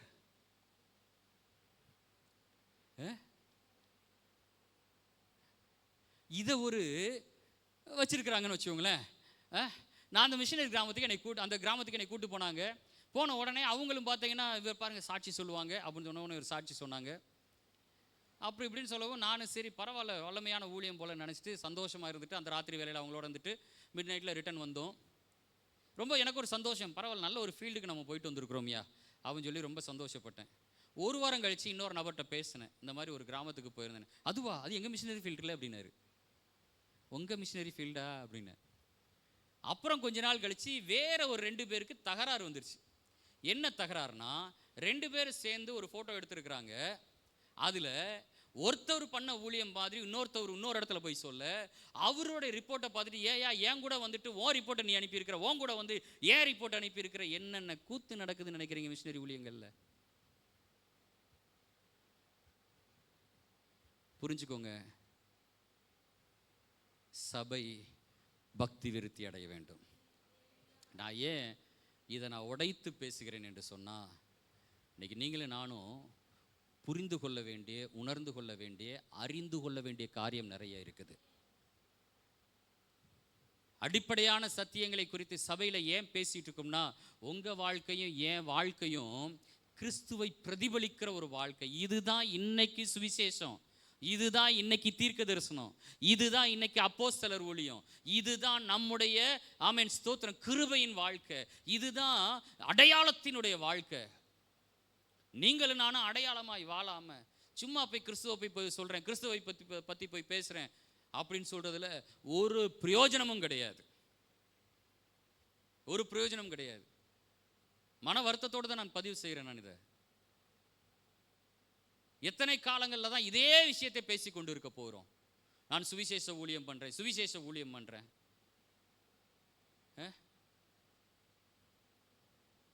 சபை பக்தி விருத்தி அடைய வேண்டும் என்று சொன்னால் மெய்ப்பர்களை கர்த்தர் ஏற்படுத்துகிறார், போதகர்களை கர்த்தர் ஏற்படுத்துகிறார். மெய்ப்பர்கள் ஆமென் ஸ்தோத்திரம் ஒருங்கிணைக்கிற, ஒரு சத்தத்துக்கு ஒரு கட்டுப்பாட்டுக்கு கீழே கொண்டு வருகிற ஒருவர். அதான் பாஸ்டர் ஆனந்தராஜ் அவர் போன அந்த நைட் ப்ரேயரில் சொல்லும்போது சொன்னார்ல, அன்றைக்கி பகலில் நானும் பாஸ்டரும் நீலும் ஒரு இடத்துக்கு போயிட்டு வந்துட்டு இருந்தோம். பகலில் காரில் தான் போயிட்டு வந்துட்டு இருந்தோம். கார் நான் ட்ரைவ் பண்ணிட்டு வந்தேன், நீல் பக்கத்தில் உட்காந்தேன், பாஸ்டர் பின்னாடி உட்காந்துருந்தார். ஒரு சின்ன பாதை தான், அந்த பாதை ரோடு முடியுது, அதுக்கப்புறம் ஒரு பிரதான ரோட்டில் போய் ஜாயிண்ட் ஆகுது. ரைட் சைடு திரும்புறதா லெஃப்ட் சைடு திரும்புறதான்னு தெரியல, நடுவில் நிறுத்திட்டேன். ஒரு அம்மா ஆடு மேய்ச்சிட்டு வந்தாங்க, நிறைய ஆடு. இப்போ அந்த அம்மாட்ட கேள்வி கேட்கணும், அதுக்குள்ளே இந்த அம்மா கடந்து போயிடுச்சுன்னா என்ன பண்ணுறது யோசனை பண்ணிகிட்டு இருக்கும்போது ஒரு 10 ஆடு என்னுடைய காரை இப்படி கிராஸ் பண்ணிருச்சு. அந்த அம்மா அந்த பக்கம் வருது. நான் அந்த அம்மாவை பார்த்து அம்மான்னு கூப்பிட்ட உடனே அவங்க என்கிட்ட பதில் சொல்கிறக்கா வரணும். என்கிட்ட வர நேரத்தில் ஆடு களைஞ்சிருச்சுன்னா என்ன பண்ணுறது நான் யோசிக்கிறேன். அந்த அம்மா ஒன்றுமே சொல்ல, என்னமோ ஒரு வார்த்தை பயன்படுத்தினாங்க. நீங்கள் நம்புறீங்களோ இல்லையோங்க, எங்களையும் இந்த காரையும் கிராஸ் பண்ணி போன அந்த ஆடுகள் எல்லாம் அப்படியே திரும்பிச்சு பாருங்க, யூட்டன் போட்ட மாதிரி. அந்த வார்த்தைக்கு, அந்த அம்மாவுடைய வார்த்தைக்கு, மிருகங்கள் வளர்ப்பு மிருகங்கள் வளர்க்கிற நமக்கு எல்லாருக்குமே அந்த அனுபவம் இருக்கும்னு நினைக்கிறேன். இன்னொரு வீடியோ நேற்று பகலில் ஒரு வீடியோ பார்த்துட்டு இருந்தேன். ஒருவன் மாடு வச்சிருக்கிறான், அந்த மாடு தூரமாய் மேய்ந்து கொண்டு இருக்கிறது. அவன் கூப்பிட்றான், அந்த மாட்டுக்கு செல்வம்னு பேர் வச்சிருக்கிறான். செல்வம் அப்படின்னு கூப்பிட்றான், அது நிமிர்ந்து பார்க்குது, இங்கே வாடா அப்படின்றான். அங்கேருந்து ஓடி வருது, சத்தத்தை கேட்குது, கீழ்ப்படியுது, ஒருங்கிணைக்கு. மெய்ப்பனுடைய பணி என்ன? ஒருங்கிணைக்கிறது, வழி நடத்துகிறது. மெய்ப்பனை குறித்து ஏன் தாவீதை தேவன் தெரிந்தெடுத்தார் தெரியுமா? ஆடுகளுக்கு பின்னாக ஓடிக்க 72வது சங்கீதம் நினைக்கிறேன், சங்கீதம் 72 கடைசி பகுதி நினைக்கிறேன். ஆடுகளுக்கு பின்னாக ஓடிக்கொண்டிருந்த அவனை தேவன் ஏன் தெரிந்தெடுத்தார்னா, ஆமென் ஸ்தோத்திரம், மெய்ப்பனுக்கு தான் ஆடுகளுடைய தன்மை தெரியும். அந்த மந்தையில சுறுசுறுப்பாய் இயங்குகிற துடிப்பாய் இருக்கிற இளம் ஆடுகளும் இருக்கும், வயதான ஆடுகளும் இருக்கும், குட்டி போட்ட கறவலாடுகளும் இருக்கும், கன்சீவாக இருக்கிற கர்ப்பமாக இருக்கிற பெண் ஆடுகளும் இருக்கும். அதில் எல்லா வகையான ஆடுகள் இருக்கும். ஒவ்வொரு ஆட்டையும் தனித்தனியாக அவனால் என்ன செய்ய முடியாது, கவனிக்கிறீங்களா? அதுக்கு மட்டும் தனியாக அட்டென்ஷன் கொடுக்க முடியாது, எல்லாத்தையும் இணைக்கணும். வேகமாக ஒரு ஆடை கொஞ்சம் கட்டுப்படுத்தும் போது, வேகமாக ஒரு ஆடு என்னையா நம்ம வேகத்துக்கு ஈடு கொடுக்க மாட்டேங்கிறார் இருந்தாலும் மேய்ப்பன் அப்படின்னு சொல்லி அது கோச்சிக்கிச்சுனாலும் ஒன்றும் செய்ய முடியாது. வேகமாக ஒரு ஆட்டுக்கு இணையாக இவர் வேகமாக ஓடினாருன்னா பின்னாடி வயதான ஆடுகள் என்ன செய்யும், என்னையா இவர் பாட்டில் இவர் இஷ்டத்துக்கு அடித்து ஓடிக்கிட்டு இருக்கிறாரு, நம்மெல்லாம் கண்டுக்கவே மாட்டேங்கிறாரு அப்படின்னு அதுவும் நினச்சிக்கிறோம். பலவீனமான ஆடுகள், கால் கை உடைந்த ஆடுகள், அதால் நடக்க முடியாது, அதை மெதுவாக நடத்துவார், இல்லைன்னா தோளில் போட்டுக்குவார். கறவல் ஆடுகள் குட்டி போட்டிருக்கோம், அந்த குட்டிகளோடு மெதுவாக நடத்தணும். எல்லாத்தையும் அரவணைச்சிட்டு போகிற மேய்ப்பர்கள் இந்த காலங்களுக்கு தேவை என்பதனால தான் பக்தி விருத்தி அடைவதற்கு மேய்ப்பர்களை கர்த்தர் ஏற்படுத்தினார். ஹல்லேலூயா, ஆமென், ஸ்தோத்திரம். நம்மை சபையாய் ஒருங்கிணைக்க வேண்டியது அவசியமாய் இருக்கிறது. சபையாய் ஒருங்கிணைக்க வேண்டும் என்று சொன்னா சபை ஊழியத்துக்கு அப்போஸ்தலர் தேவையில்லை. நல்லா புரிஞ்சுக்கோங்க. அப்போஸ்தலர்கள் சபை ஊழியம் செய்யல. டவுட் இருந்தா அப்போஸ்தலர் நடவடிக்கைகளை முழுசா வாசிங்க. அப்போஸ்தலர்கள் சபை ஊழியம் செய்யல, சபையை ஏற்படுத்துவாங்க, அடுத்த இடத்துக்கு போயிடுவாங்க, அங்க போய் ஊழியம் செய்வாங்க, சபையை உண்டாக்குவாங்க, அடுத்த இடத்துக்கு போயிடுவாங்க. அப்போஸ்தலர்கள் சபை ஊழியம் செய்யல. ஒன்று, தீர்க்கதரிசிகள் சபை ஊழியம் செய்யல, சுவிசேஷகர்கள் சபை ஊழியம் செய்யல. ஆனா சபைக்கென்று தேவன் ஏற்படுத்தினது யார் தான் ஏற்படுத்தினாரு? மேய்ப்பர்களை தான் ஏற்படுத்தினார். மேய்ப்பர்களை தான் ஏற்படுத்தினார். ஏன் என்று சொன்னா சபை என்பது ஜனங்கள் எல்லாரும் கூடுகிற ஒரு இடம். மக்களால் கூட்டம் சேர்க்கப்படுகிற, கூட்டமாய் சேர்க்கப்படுகிற இடத்துக்கு பேர் தான் என்னது? சபை. இடம் கூட சொல்லக்கூடாது, மக்களுடைய கூட்டத்துக்கு பேர் தான் என்னது? சபை. சபையாய் கூடி வருதல் அப்படின்ற வார்த்தை பயன்படுத்தியிருக்கோம். சபையிலே இருக்காது, ஒரு இடத்திலே அவர்கள் சபையாய் கூடி வந்தார்கள். சபை என்ற வார்த்தைக்கு கிரேக்கத்தில் எக்லீசியான் வார்த்தை பயன்படுத்திருக்குது. அப்படின்னா மக்கள் கூட்டம்னு என்ற அர்த்தம். அப்போ சபை என்றால் கூடுகிற மக்கள், நம்மளை தான் குறிக்கிற ஒரு வார்த்தை. அப்போ கூடுகிற நமக்குள்ளாக இளம் வாலிபர் இருப்பாங்க, சிறு பிள்ளைங்க இருப்பாங்க, துடிப்பானவர்கள் இருப்பாங்க, வேகம் நிறைந்தவர்கள், பலமுள்ளவர்கள், பலவீனமானவர்கள் எல்லாரும் இருப்பாங்க, வயது முதிர்ந்தவர்கள் எல்லாரும் இருப்பாங்க. எல்லாரையும் கூட்டி இணைத்து நடத்துகிற பொறுப்பு தேவன் அப்போஸ்தலர்ட்ட கொடுக்கல, தீர்க்கதரிசிகள்கிட்ட கொடுக்கல, யார்கிட்ட? சுவிசேஷகர்கள்ட்ட கொடுக்கல. அந்த காலங்களை எல்லாம் நிறைவு செய்து தேவன் சபையை பலப்படுத்துகிற காலமாக இந்த காலங்களை வைத்திருக்கிறார். ஹல்லேலூயா, ஆமென், ஸ்தோத்திரம். மேய்ப்பர்களை ஏற்படுத்தினார். அப்புறம் இல்லை, அஞ்சாவது விட்டுட்டீங்க, போதகர்களை ஏற்படுத்தினார். போதகர்கள் தான். இப்போ நீங்க கேட்கலாம், பாஸ்டர் நீங்க மேய்ப்பனா போதகரா? யார் என்னத்தை சொல்றேன்னு தெரியலன்ட்டாங்க. உங்களெல்லாம் என்ன கேட்டகரியில் வைக்கிறதுனே தெரியல. ஆமென், ஸ்தோத்திரம். நீங்க பார்த்தீங்கன்னா சிலரை, அந்த வசனத்தை திருப்பி வாசிங்க. அவர் 13, சிலரை அப்போஸ்தலர், சிலரை தீர்க்கதரிசி, சிலரை சுவிசேஷம், சிலரை மேய்ப்பராகவும், சிலரை போதகராகவும் இருக்கா? அந்த சிலர்லேயே போதகரும் மேய்ப்பரும் அடங்கிடுவாங்க. சிலரை அப்போஸ்தலர், சிலரை தீர்க்கதரிசி, சிலரை சுவிசேஷகர், சிலரை மேய்ப்பராகவும் போதகராகவும். ஆமென், ஸ்தோத்திரம். மேய்ப்பனும் போதகனும் ஒரே காரியத்தை செய்ய வேண்டும். எதை குறித்து போதிக்க வேண்டும்? எதை போதிக்க வேண்டும்? கர்த்தருடைய காரியங்கள். மேலே சொல்லப்பட்டதுல அப்போஸ்தலர்கள் செய்த காரியம் என்ன, தீர்க்க தரிசனங்கள் சொல்லப்பட்டது என்ன, சுவிசேஷ காரியம் என்ன, இவைகள் எல்லாத்தையும் உள்ளடக்கின விஷயத்தை போதிக்கணும். இப்போ நாம் எப்படிப்பட்டவர்களாக இருக்கணும்? போதனையை கேட்கிறவர்களாக, உபதேசங்களுக்கு செவி கொடுக்கிறவர்களாக. நல்லா கவனிங்க. இந்த போதக ஊழியத்தை மிஸ் பண்ணதுனால தான் இன்னைக்கு பிற மார்க்கத்தார், நீங்கள் நம்புறீங்களோ இல்லையோ, யூடியூப்பில் பார்க்குறீங்களான்னு எனக்கு தெரியல, ஆமென் ஸ்தோத்திரம், இந்த போதக கூட்டங்களுக்கு ஆன்மீக உரை, ஆன்மீக வியாக்கியானங்கள், ஆன்மீக சொற்பொழிவு, இந்த கூட்டங்கள் எல்லாம் இன்னைக்கு அதிகமாயிருச்சு.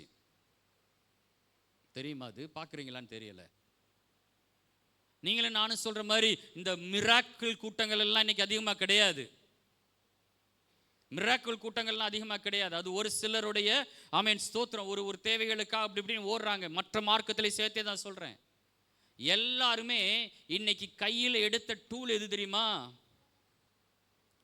உபதேசங்கள், அருளுரைகள், வியாக்கியானங்கள். இன்னைக்கு நிறைய உருவாயிருச்சு. நிறைய ஆன்மீக சொற்பொழிவாளர்கள் நிறைய பேர் பேசுறாங்க. அவங்க பேசுறதெல்லாம் கேட்டா ஆச்சரியமா இருக்கு. இதெல்லாம் வேதத்துல, என்னுடைய வேதத்துல, உங்க கையில கொடுக்கப்பட்டிருக்கிற நம்முடைய பரிசுத்த வேதாகமத்துல ஆதி காலங்களுக்கு முன்பாகவே கிறிஸ்து இயேசுவினால் தீர்மானிக்கப்பட்ட அநேக காரியங்களை இன்னைக்கு அவங்க மார்க்கத்தின் வழியாக பொதுவான விஷயங்களாக பேசிக்கொண்டிருக்கிறாங்க. இதெல்லாம் நாம பேசியிருக்க வேண்டிய காரியங்கள். சமாதானமா இருங்கள்னு நேற்று பேசுறாரு ஒருத்தவர், ஸ்ரீ ஸ்ரீ ஸ்ரீன்னு ஒருத்தவர் பேசுறாரு. சமாதானத்தின் தேவன் யாருங்க? அடிச்சு பேசணும். அவங்களுடைய கடவுள் என்று சொல்லப்படக்கூடிய ஒரு யாருமே சமாதானத்தை பத்தி பேசினதே கிடையாது. சத்துருக்களை அழிக்க வேண்டும் என்று சொல்லி பேசினார்கள். என் தேவனாகிய கர்த்தர் ஒருவர் மாத்திரம்தான் உன் சத்துருக்களை சிநேகியுங்கள் என்று பேசினவர். அல்லேலூயா, ஆமென் ஸ்தோத்திரம். வேற எங்கேயுமே பேசல.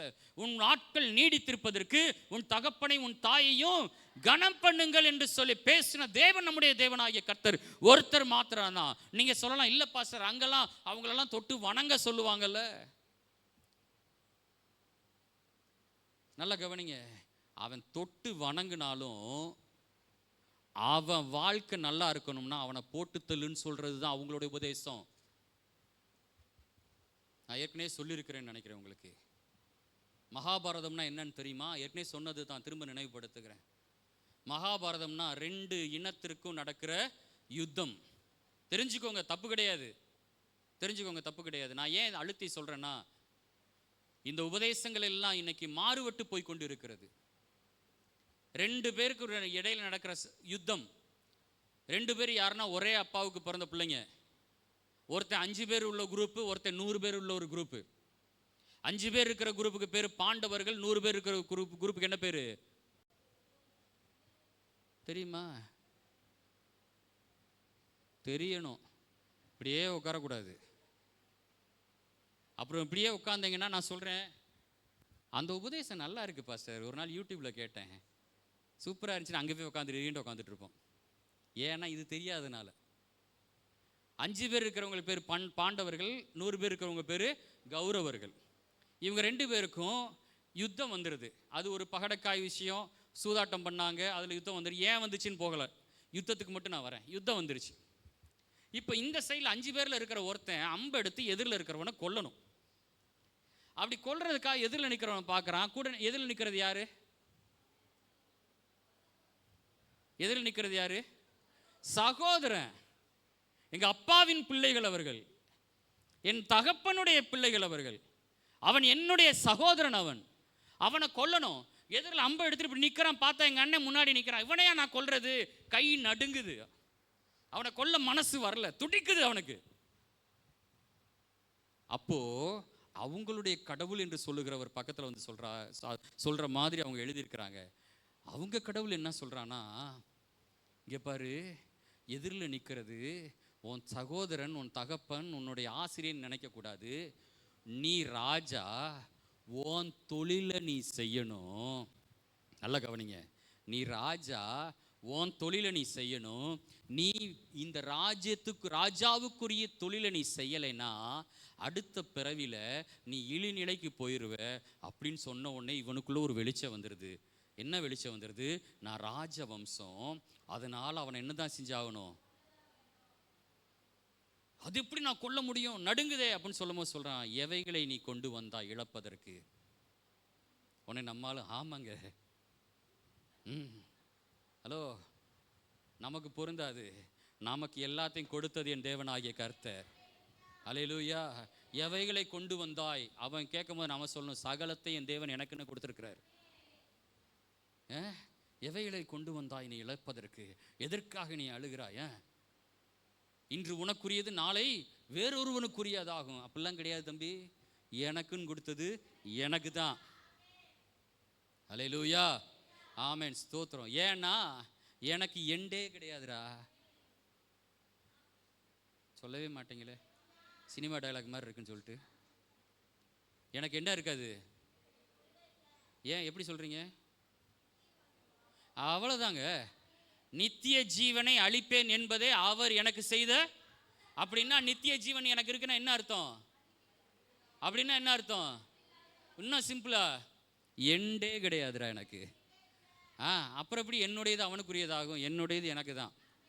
அல்லேலூயா.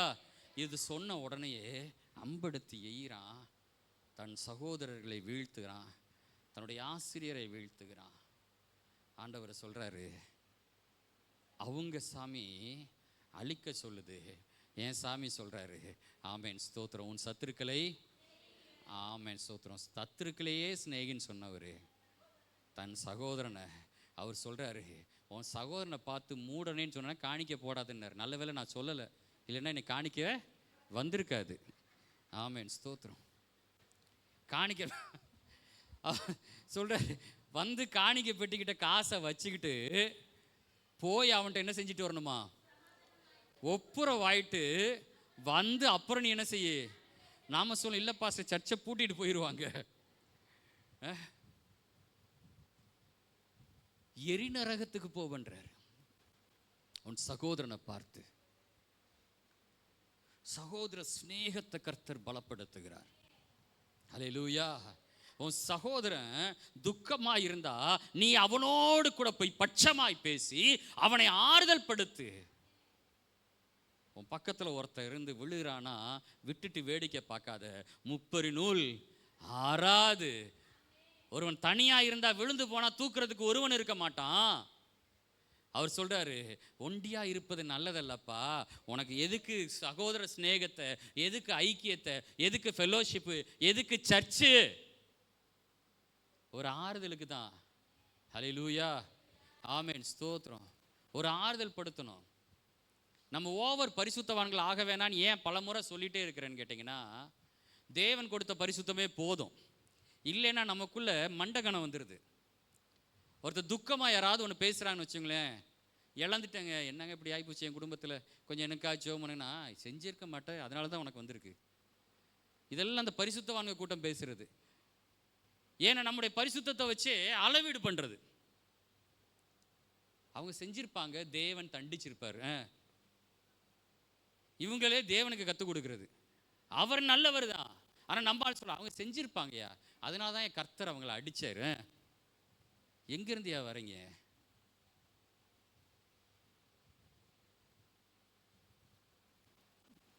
போதிக்கிறவர்கள், ரைட்? சிலரை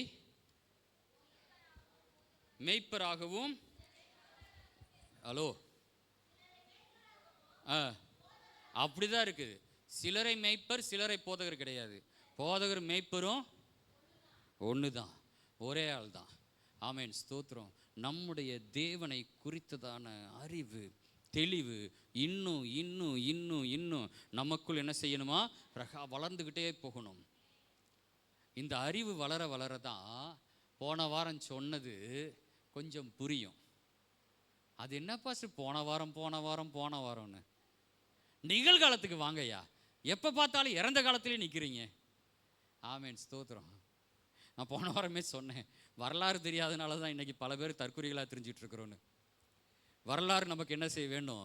கண்டிப்பாக எங்கேருந்து விழுந்தோமோ, எங்கேருந்து முளைச்சி வந்தோமோ, எந்த விதத்தில் நாம் கற்றுக்கொண்டோமோ, எந்த விதத்தில் போராடி எழுந்தோமோ, எந்த விதத்தில் வளர்ந்து நிற்கிறோமோ, இன்னைக்கு நீங்களும் நானும் சேர் மேலே உட்காந்துக்கிட்டு இருக்கிறோம். நீங்களும் நானும் செருப்பு போட்டு எல்லா இடத்துக்கும் போயிட்டு இருக்கிறோம். நீங்கள் நானும் மேல் சட்டை போட்டு கொண்டு இருக்கிறோம். நான் அடிக்கடி சொல்கிறது உண்டு, இந்த பிள்ளைகளுக்கு பேர் வைக்கும்போது இன்றைக்கெல்லாம் பார்த்தீங்கன்னா வாயில் நுழையாத பேராக வைப்பாங்க. இன்றைக்கி உள்ள ட்ரெண்டு தன்யஸ்ரீ, டஹா டிஷிம் அப்படிலாம் பேர் வைக்கிறாங்கல்ல, வைக்கிறாங்க. நீ கேட்கலாம், நீங்கள் என்ன பாஸ்டர் பேர் வச்சிங்க? சயோனா. எங்கேயா பிடிச்சிங்க அந்த பேரை? ஒரு காலத்தில் உங்கள் பேரை வச்சு நீங்கள் யாருன்னு சொல்லிடலாம். உங்கள் பேரை சொன்ன உடனே நீங்கள் எந்த ஊருக்காரவங்க, எந்த ஜாதிக்காரவங்க, எல்லா விஷயத்தையும் சொல்லிடலாம் உங்கள் பேரை வச்சு. குறிப்பிட்ட பேரை சிலர் தான் வைக்கணும்னு ஒரு இது இருந்துச்சு, விதிமுறை இருந்துச்சு. சில பேர் என்ன செஞ்சாங்கன்னா பேருக்கு பின்னாடி அந்த அடையாளத்தை வச்சுக்கிட்டாங்க, ஜாதி அடையாளத்தை. இன்றைக்கி அதெல்லாம் உடஞ்சி ஜாதி அடையாளங்கள் எல்லாம் மாறி உங்கள் பேரை சொன்னால் கூட நீங்கள் யாரும் என்ன செய்ய முடியாது, கண்டுபிடிக்க முடியாது. அவ்வளோ மாடர்னான சில பேர்கள்லாம் இன்றைக்கி வைக்கிறதுக்கு உரிமை கிடைச்சிருக்கு. மறந்துடாதீங்க, இது தென்னிந்தியாவில் குறிப்பாக தமிழ்நாட்டில் மட்டும்தான் இந்த வாய்ப்பு இருக்குது.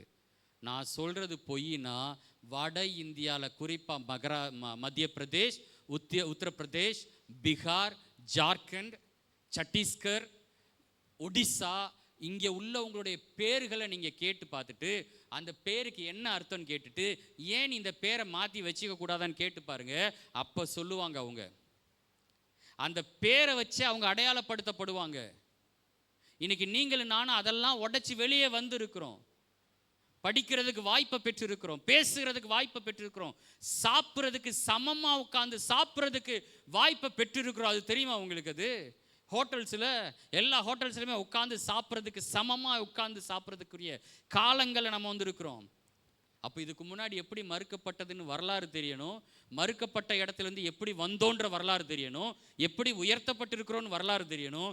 வரலாறு தெரிஞ்சிச்சுனா தான் நாம் யாரை எதுக்கணும் அப்படின்ற நமக்கு சிந்தனை உருவாகும். ஹல்லேலூயா, ஆமென், ஸ்தோத்திரம். போன வாரம் எதை குறித்து நான் பேசினேன்? 1 கொரிந்தியர் 15வது அதிகாரம், மண்ணானவன் எப்படிப்பட்டவனோ, 48வது வசனம், 15:48. 1 கொரிந்தியர் 15:48.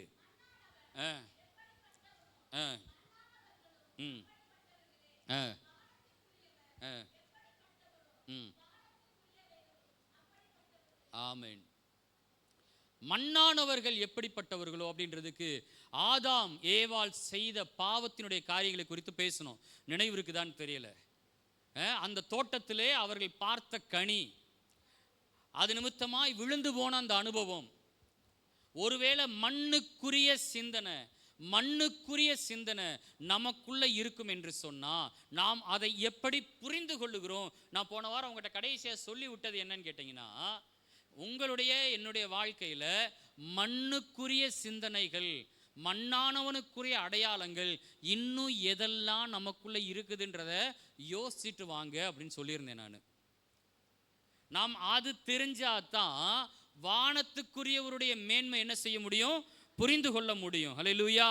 மண்ணுக்குரிய காரியங்களின் மேல தெளிவு இல்லைன்னா வானத்துக்குரியவருடைய காரியங்களை நம்மால் முழுவதுமாக என்ன செய்ய முடியாது, அறிந்து கொள்ள முடியாது. ஸோ இந்த புரிதல் நமக்கு அவசியமாக இருக்கிறது.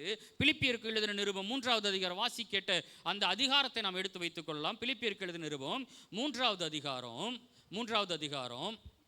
3வது வசனத்தில் வாசிங்க. ஏனெனில்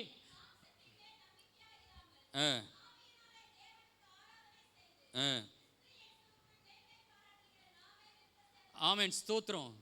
மேல ஒரு வார்த்தையை சொல்றார் 2வது வசனத்துல, நாய்களுக்கு எச்சரிக்கையாயிருங்கள்.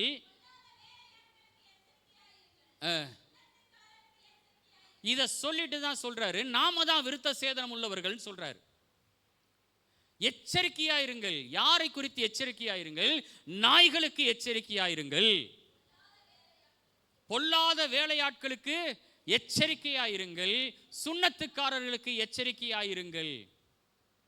அப்படின்னா விருத்த சேதனத்தின் அடையாளம் தான் நாங்கள் ஆபிரகாமின் பிள்ளைகள் என்பதற்கு அடையாளம் என்று சொல்லுகிறார்கள் என்று சொன்னா அவர்களுக்கு என்ன செய்யுங்க, எச்சரிக்கையாயிருங்க. அவங்கள யார் கூட ஒப்பிடுகிறார்? நாய்களுக்கு எச்சரிக்கையாயிருங்கள் என்கிறார். நாய்களுக்கு எச்சரிக்கைனா நம்ம எந்த நினைச்சிட கூடாது, ராத்திரில இந்த தெருவுக்குள்ள வர்றதுக்கே பயமா இருக்கு பாஸ்டர். ஏன்? நாய்கள் ஜாக்கிரதை. எத்தனை எத்தனை நாய்கள், அதையா சொல்லியிருக்கு? இல்லை. பிரமாணங்களை கொண்டு நம்மளை அடக்குகிற நினைக்கிறவர்களுக்கு எச்சரிக்கையாயிருங்கள். நாய்களுக்கு என்ன பாஸ்டர், அவங்களுக்கு என்ன இந்த வார்த்தையா பயன்படுத்தணும்? பிரமாணங்களை பயன்படுத்துகிறவர்கள் நம்மை முடக்குனாங்களா, நீங்க என்ன செய்யுங்க? ஆண்டவரே எச்சரிக்கையாயிருங்கள். பிரமாணத்தை கொண்டு நம்மளை அடக்கிறவங்களுக்கு என்ன செய்யுங்க? அவங்களுக்கு உதாரணம் யாரை சொல்றாரு? ஆமென், ஸ்தோத்திரம். நம்மளால ஏற்றுக்க முடியுதா? இயேசு கிறிஸ்து வர வரைக்கும் அவனுங்க நம்மளை நாயின்னு தான் சொல்லிட்டு இருந்தாங்க. புறஜாதியர் என்று சொல்லப்படுகிற உங்களை என்னையும் அவங்க எப்படி தான் சொல்லிட்டு இருந்தாங்க? ஆமென், ஸ்தோத்திரம். அதைத்தான் இயேசு கிறிஸ்து அவங்களுக்கு உணர்த்தினாரு. பிள்ளைகளின் அப்பத்தை நாய்களுக்கு கொடுக்கிறது எப்படி? இந்த வேர்டு எப்படி வந்துச்சு? இயேசு கிறிஸ்து புறஜாதியா இருக்கிற உங்களை என்னையும் பார்த்து நாயின்னு சொல்றாரா? இல்லை, அவங்க சொன்னதை அவங்களுக்கு சுட்டி காட்டினார். அவங்களுடைய உணர்வுகளை, அவங்களுடைய எண்ணங்களை அவங்களுக்கு சுட்டி காட்டினார். டே நீ நாயின்னு சொல்ற சொல்லிட்டு கடைசி சொல்றாரு, இவளுக்கு இருந்த விசுவாசத்தை போல உங்கள்கிட்ட எவன்ட்டுமே நான் பார்க்கலடா அப்படின்னாரு. ஹல்லேலூயா. கானானிய ஸ்திரீ, மத்தேயு சுவிசேஷம் வாசிக்க வேண்டாம், 15வது அதிகாரம் 20வது வசனத்துக்கு மேலே வீட்டில் போய் வாசித்து பார்த்துக்கோங்க. கானானிய ஸ்திரீ, அந்த பகுதியிலே குடியிருந்த கானானிய ஸ்திரீ, அவர்களுடைய பார்வைக்கு, யூதர்களுடைய பார்வைக்கு மற்றவர்கள் எல்லாம் எப்படி தான் இருந்தாங்க? நாய்கள். இப்போ ஆண்டவர் என்ன சொல்றார்? கிறிஸ்துவுக்குள்ளாக நீங்களும் நானும் விசுவாசம் உள்ளவர்களாய் அவரை ஏற்றுக்கொண்டு அவருக்குள் அப்பா பிதாவே என்று சொல்லக்கூடிய புத்திர சுவிகார பாக்கியத்தை கிறிஸ்துவின் வழியாக நீங்களும் நானும் எப்ப பெற்றுக்கொண்டோமோ அப்பொழுது நாம் தேவனுடைய பிள்ளைகளாக்கப்பட்டோம். பிள்ளைகளான நம்ம திரும்ப திரும்ப அடிமைத்தனத்தின் சிந்தையை குறித்து சொல்லிக்கொண்டு அடிமையாக்க நினைக்கிறவர்களை குறித்து அவர் என்ன சொல்றாரு? நாய்களுக்கு, நான் பைபிள் முன்ன உடனே க்ளோஸ் பண்ணிட்டு நினைக்காதீங்க, இந்த முந்தின அன்னைக்கு பேசினதுன்னு ஒரு பாதி எடுத்துக்கிட்டு இருக்கிறேன். நாய்களுக்கு எச்சரிக்கையாயிருங்கள், பொல்லாத வேலையாட்களுக்கு எச்சரிக்கையாயிருங்கள் என்று சொல்லுகிறதை நாம் இங்கே பார்க்கிறோம். சரி, ரைட். இது ஒரு சின்ன உதாரணத்தோடு கூட பார்த்து நான் இந்த நாளில் நிறைவு செய்கிறேன்.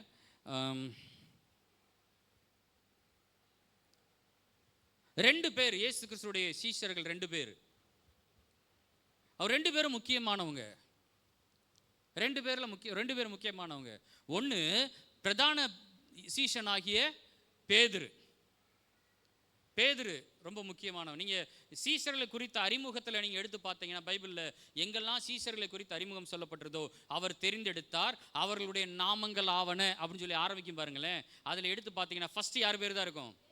பேதுரு பேர் தான் இருக்கும். கடைசி யார் பேர் தான் இருக்கும்? யூதாஸ் பேர் தான் இருக்கும். கொஞ்சம் அதெல்லாம் படிங்க. நிறைய பேர் பதில் சொல்லலாம் அதை பார்க்கும்போது, அதெல்லாம் கொஞ்சம் தெரிஞ்சு வச்சுக்கோங்க. நீங்கள் 4 சுவிசேஷத்துலையுமே யார் பேர் தான் இருக்கும்? பேதுரு. கடைசி யார் பேர் தான் இருக்கும்? யூதாஸ் காரியத். பேதுரு இயேசு கிறிஸ்துவை இயேசுனா யாருன்னே தெரியாதுன்னு மறுதளிச்சான். யூதாசு இயேசுனா எனக்கு யாரும் தெரியும்னு சொல்லி என்ன செஞ்சான்? காட்டி கொடுத்தான். தெரியும்னு சொன்னவன் கெட்டவன் ஆயிட்டான், தெரியாதுன்னு சொன்னவன் நல்லவன் ஆயிட்டான்.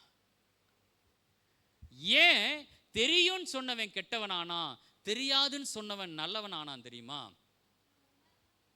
ஆமென், ஸ்தோத்திரம். ரெண்டு பேருமே தான் உணர்ந்தாங்க. மத்தேயு சுவிசேஷம் 27வது அதிகாரம், மத்தேயு சுவிசேஷம் 27வது அதிகாரம் 3லிருந்து 5 வசனங்களை வாசிக்கலாம்.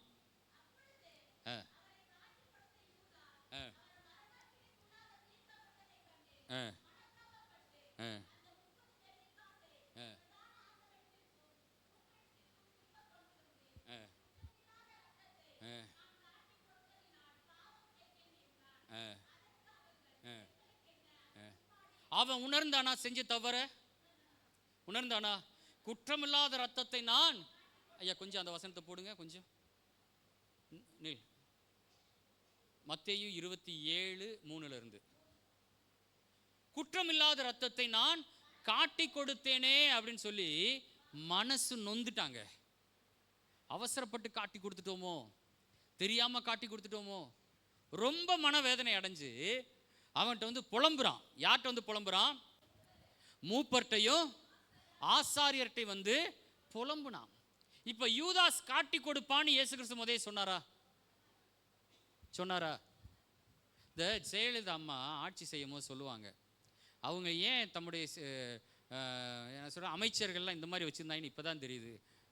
அந்த அம்மா இறந்ததுக்கப்புறம் தான் தெரியுது இந்த அம்மா ஏன் இப்படி ஆள்கள்லாம் வச்சுருந்துச்சுன்னு சொல்லி. அவன் லெவல் என்னன்னு தெரியும்ண்டு. நான் இந்த சுவிசேஷ பகுதி நாளையும் வேற ஒரு காரியத்திற்காக கொஞ்சம் படிச்சுட்டு இருந்தேன். அப்போ அதில் ஒரு விஷயம் நான் பார்த்தது, இயேசு கிறிஸ்து சொல்கிறாரு, உங்களில் ஒருவன் என்னை காட்டி கொடுப்பான். உடனே பக்கத்துல இருந்து கேட்குறேன், நானோ அப்படி மாற்றி கேட்டுக்கிறாங்க. கேட்டுட்டு திருப்பி அவர்கிட்டே கேட்டுறான், ஆண்டவரே நானான்னு கேட்குறாங்க. அதில் பேதுரு இயேசுவின் மார்பிலே சாய்ந்திருந்த யோவானை பார்த்து கேட்குறாரு, கண்ணசைச்சு.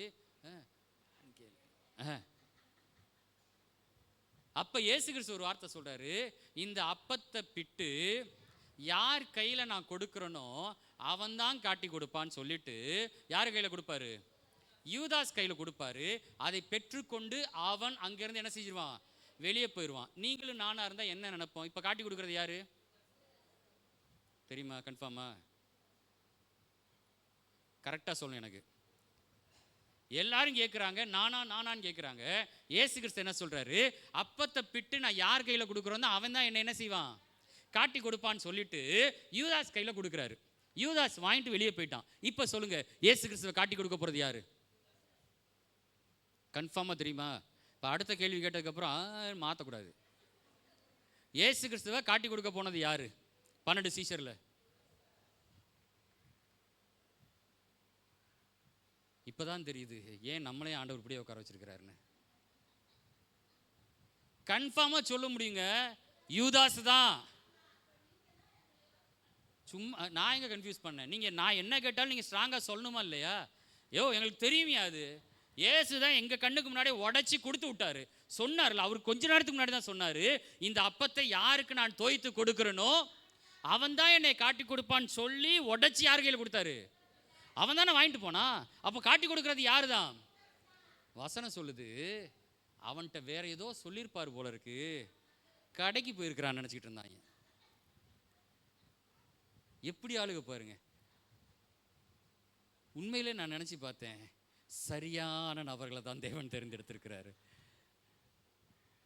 இவர்கள் பலப்பட வேண்டும் என்று சொன்னால் பின் நாட்களில் பரிசுத்த ஆவியானவர் தேவன்றதை ஆண்டவர் உணர்ந்தார். ஹல்லேலூயா, ஆமென், ஸ்தோத்திரம். நல்லா கவனிச்சுக்கோங்க. அப்போ யூதாசு காட்டி கொடுப்பான்னு இயேசு கிறிஸ்து முன்னாடியே சொன்னாரா? அவன் காட்டி கொடுத்தானா? சரி. பேதுரு மறுதலிப்பான்னு முன்னாடியே சொன்னாரா? ஆமென், ஸ்தோத்திரம். காலை கழுவுறாரு, என் காலை கழுவக்கூடாது அப்படின்னா. சரி, நான் தாண்டா உன் காலை கழுவணும். இல்லை, கழுவக்கூடாது. அப்போ எனக்கு ஒரு பங்கு கிடையாது, ஓடி போயிருந்தார். இல்லை, அப்படின்னா என்னை முழுசாக கழுவுங்க. தம்பி, நீ ஓவரா எமோஷனல் ஆகுற. ஒன்று விட்டா இந்த இடத்துல நிற்கிற, இல்லைன்னா அங்கே போய் நிற்கிற. ரொம்ப டேஞ்சர். இந்த மாதிரி ஆட்களை நம்பவே கூடாது. ஒரு சிக்கல் வந்த உடனே படார்னு கழட்டி விட்டு ஓடிடுவானுங்க. ஆண்டவர் தெளிவாக உணர்ந்துட்டு சொன்னார், நீ என்ன மறுதலிப்ப. அவன் சொல்கிறான், என் ஜீவனே போனாலும் சரி நான் ஒன்றுமே செய்ய மாட்டேன், மறுதலிக்க மாட்டேன். ஆண்டவர் சொன்னார், சேவல் 2 முறை கூவதற்கு முன்பாக நீ என்னை 3 முறை மறுதலிப்ப. முன்னாடியே சொன்னார். யூதாஸ் காட்டி கொடுப்பான்னு முன்னாடியே சொன்னார். பேதுரு மறுதலிப்பான்னு முன்னாடியே சொன்னார். யூதாஸ் காட்டி கொடுத்துட்டு யார்கிட்ட போய் 2 பேருமே மனம் கசந்தார்கள். காட்டி கொடுத்த உடனே மறுதளித்த உடனே 2 பேரும் என்ன செஞ்சாங்க? மனம் கசந்தாங்க. யூதாஸ் யார்கிட்ட போய் நின்னானா? பிரதான ஆசாரியர் இடத்துல. குற்ற மனசாட்சி குத்துன உடனேயே பாவத்துக்கு பரிகாரம் தேடலான்னு சொல்லிட்டு பிரமாணத்துக்கு நோக்கி ஓடுனா, இங்கே பேதுரு பாவ மனசாட்சி உள்ள குத்தின உடனே வசனம் சொல்லுகிறது. வாசிக்கலாமா? லூக்கா சுவிசேஷம் 22வது அதிகாரம் 60 வாசிங்க. லூக்கா சுவிசேஷம் 22வது அதிகாரம் 60வது வசனத்திலிருந்து.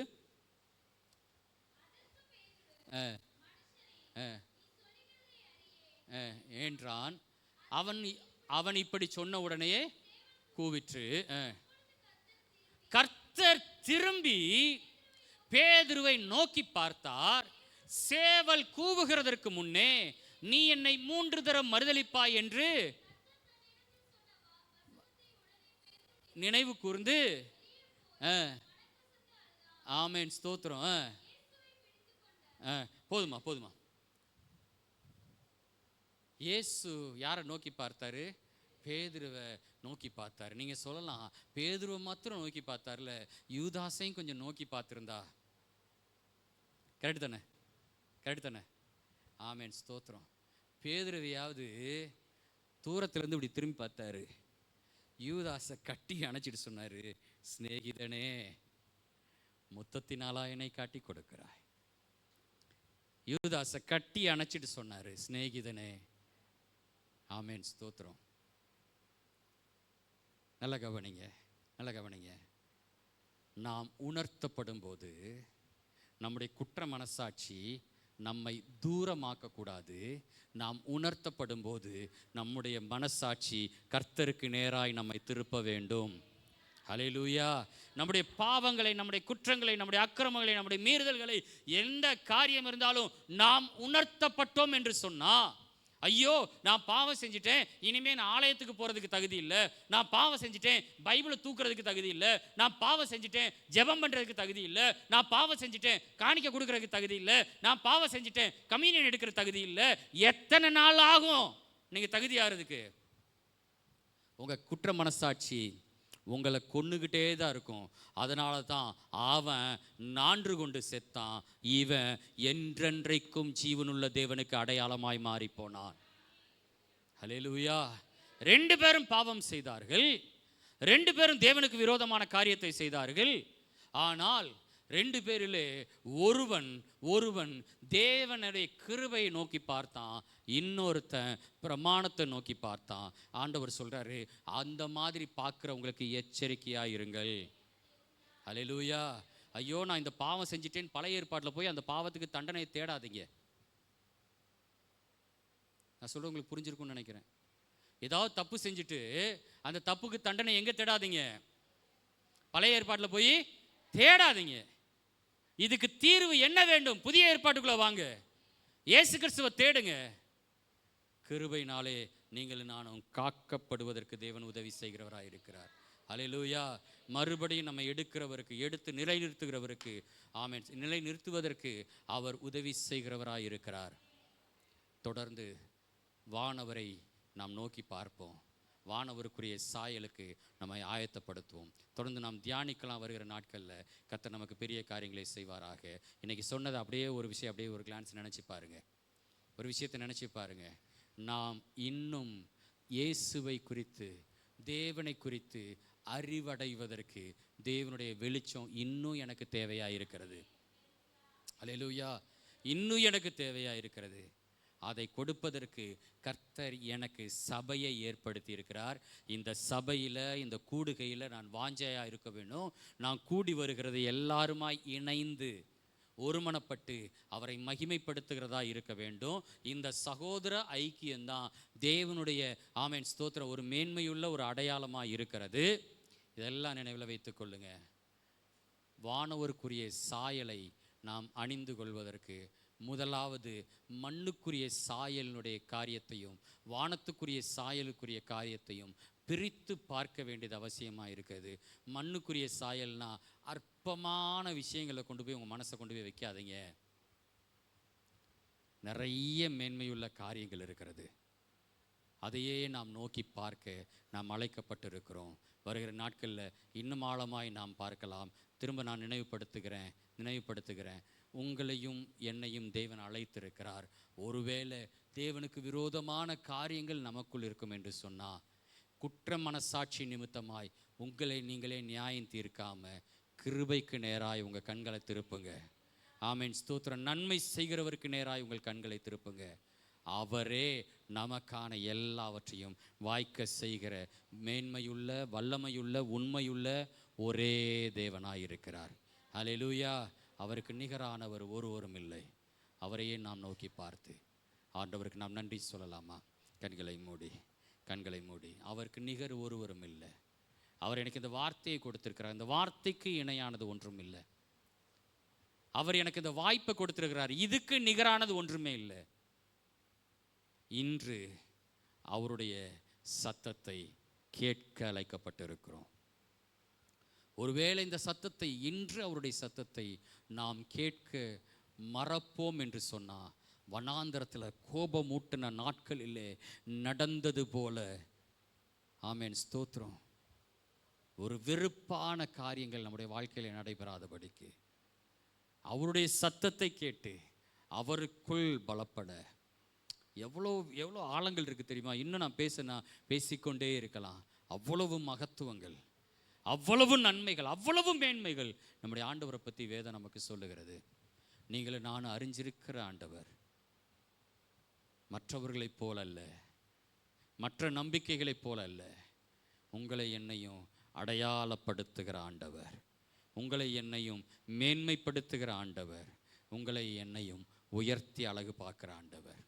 ஹல்லேலூயா, ஆமென், ஸ்தோத்திரம். நம்முடைய வாயின் வார்த்தைகள், நம்முடைய கிரியைகள், நம்முடைய கையின் பிரயாசங்கள், அதெல்லாம் அவருடைய மகிமையை, மகத்துவத்தை வெளிப்படுத்துகிறதா இருக்க வேண்டும். கண்களை மூடி நாம் ஜெபிக்கலாம். கண்களை மூடி நாம் ஜெபிக்கலாம். நல்ல பிதாவே, உம்மை நாங்கள் துதிக்கிறோம் ராஜா, உம்மை நாங்கள் மகிமைப்படுத்துகிறோம் ஆண்டவரே. நீர் எங்களுக்கு தந்த எல்லா நன்மைகளையும் நினைக்கிறோம். நாங்கள் எவ்வளவு பாக்கியம் உள்ளவர்கள், நாங்கள் எவ்வளவு பாக்கியம் உள்ளவர்கள் அப்பா. ஸ்தோத்திர ராஜா.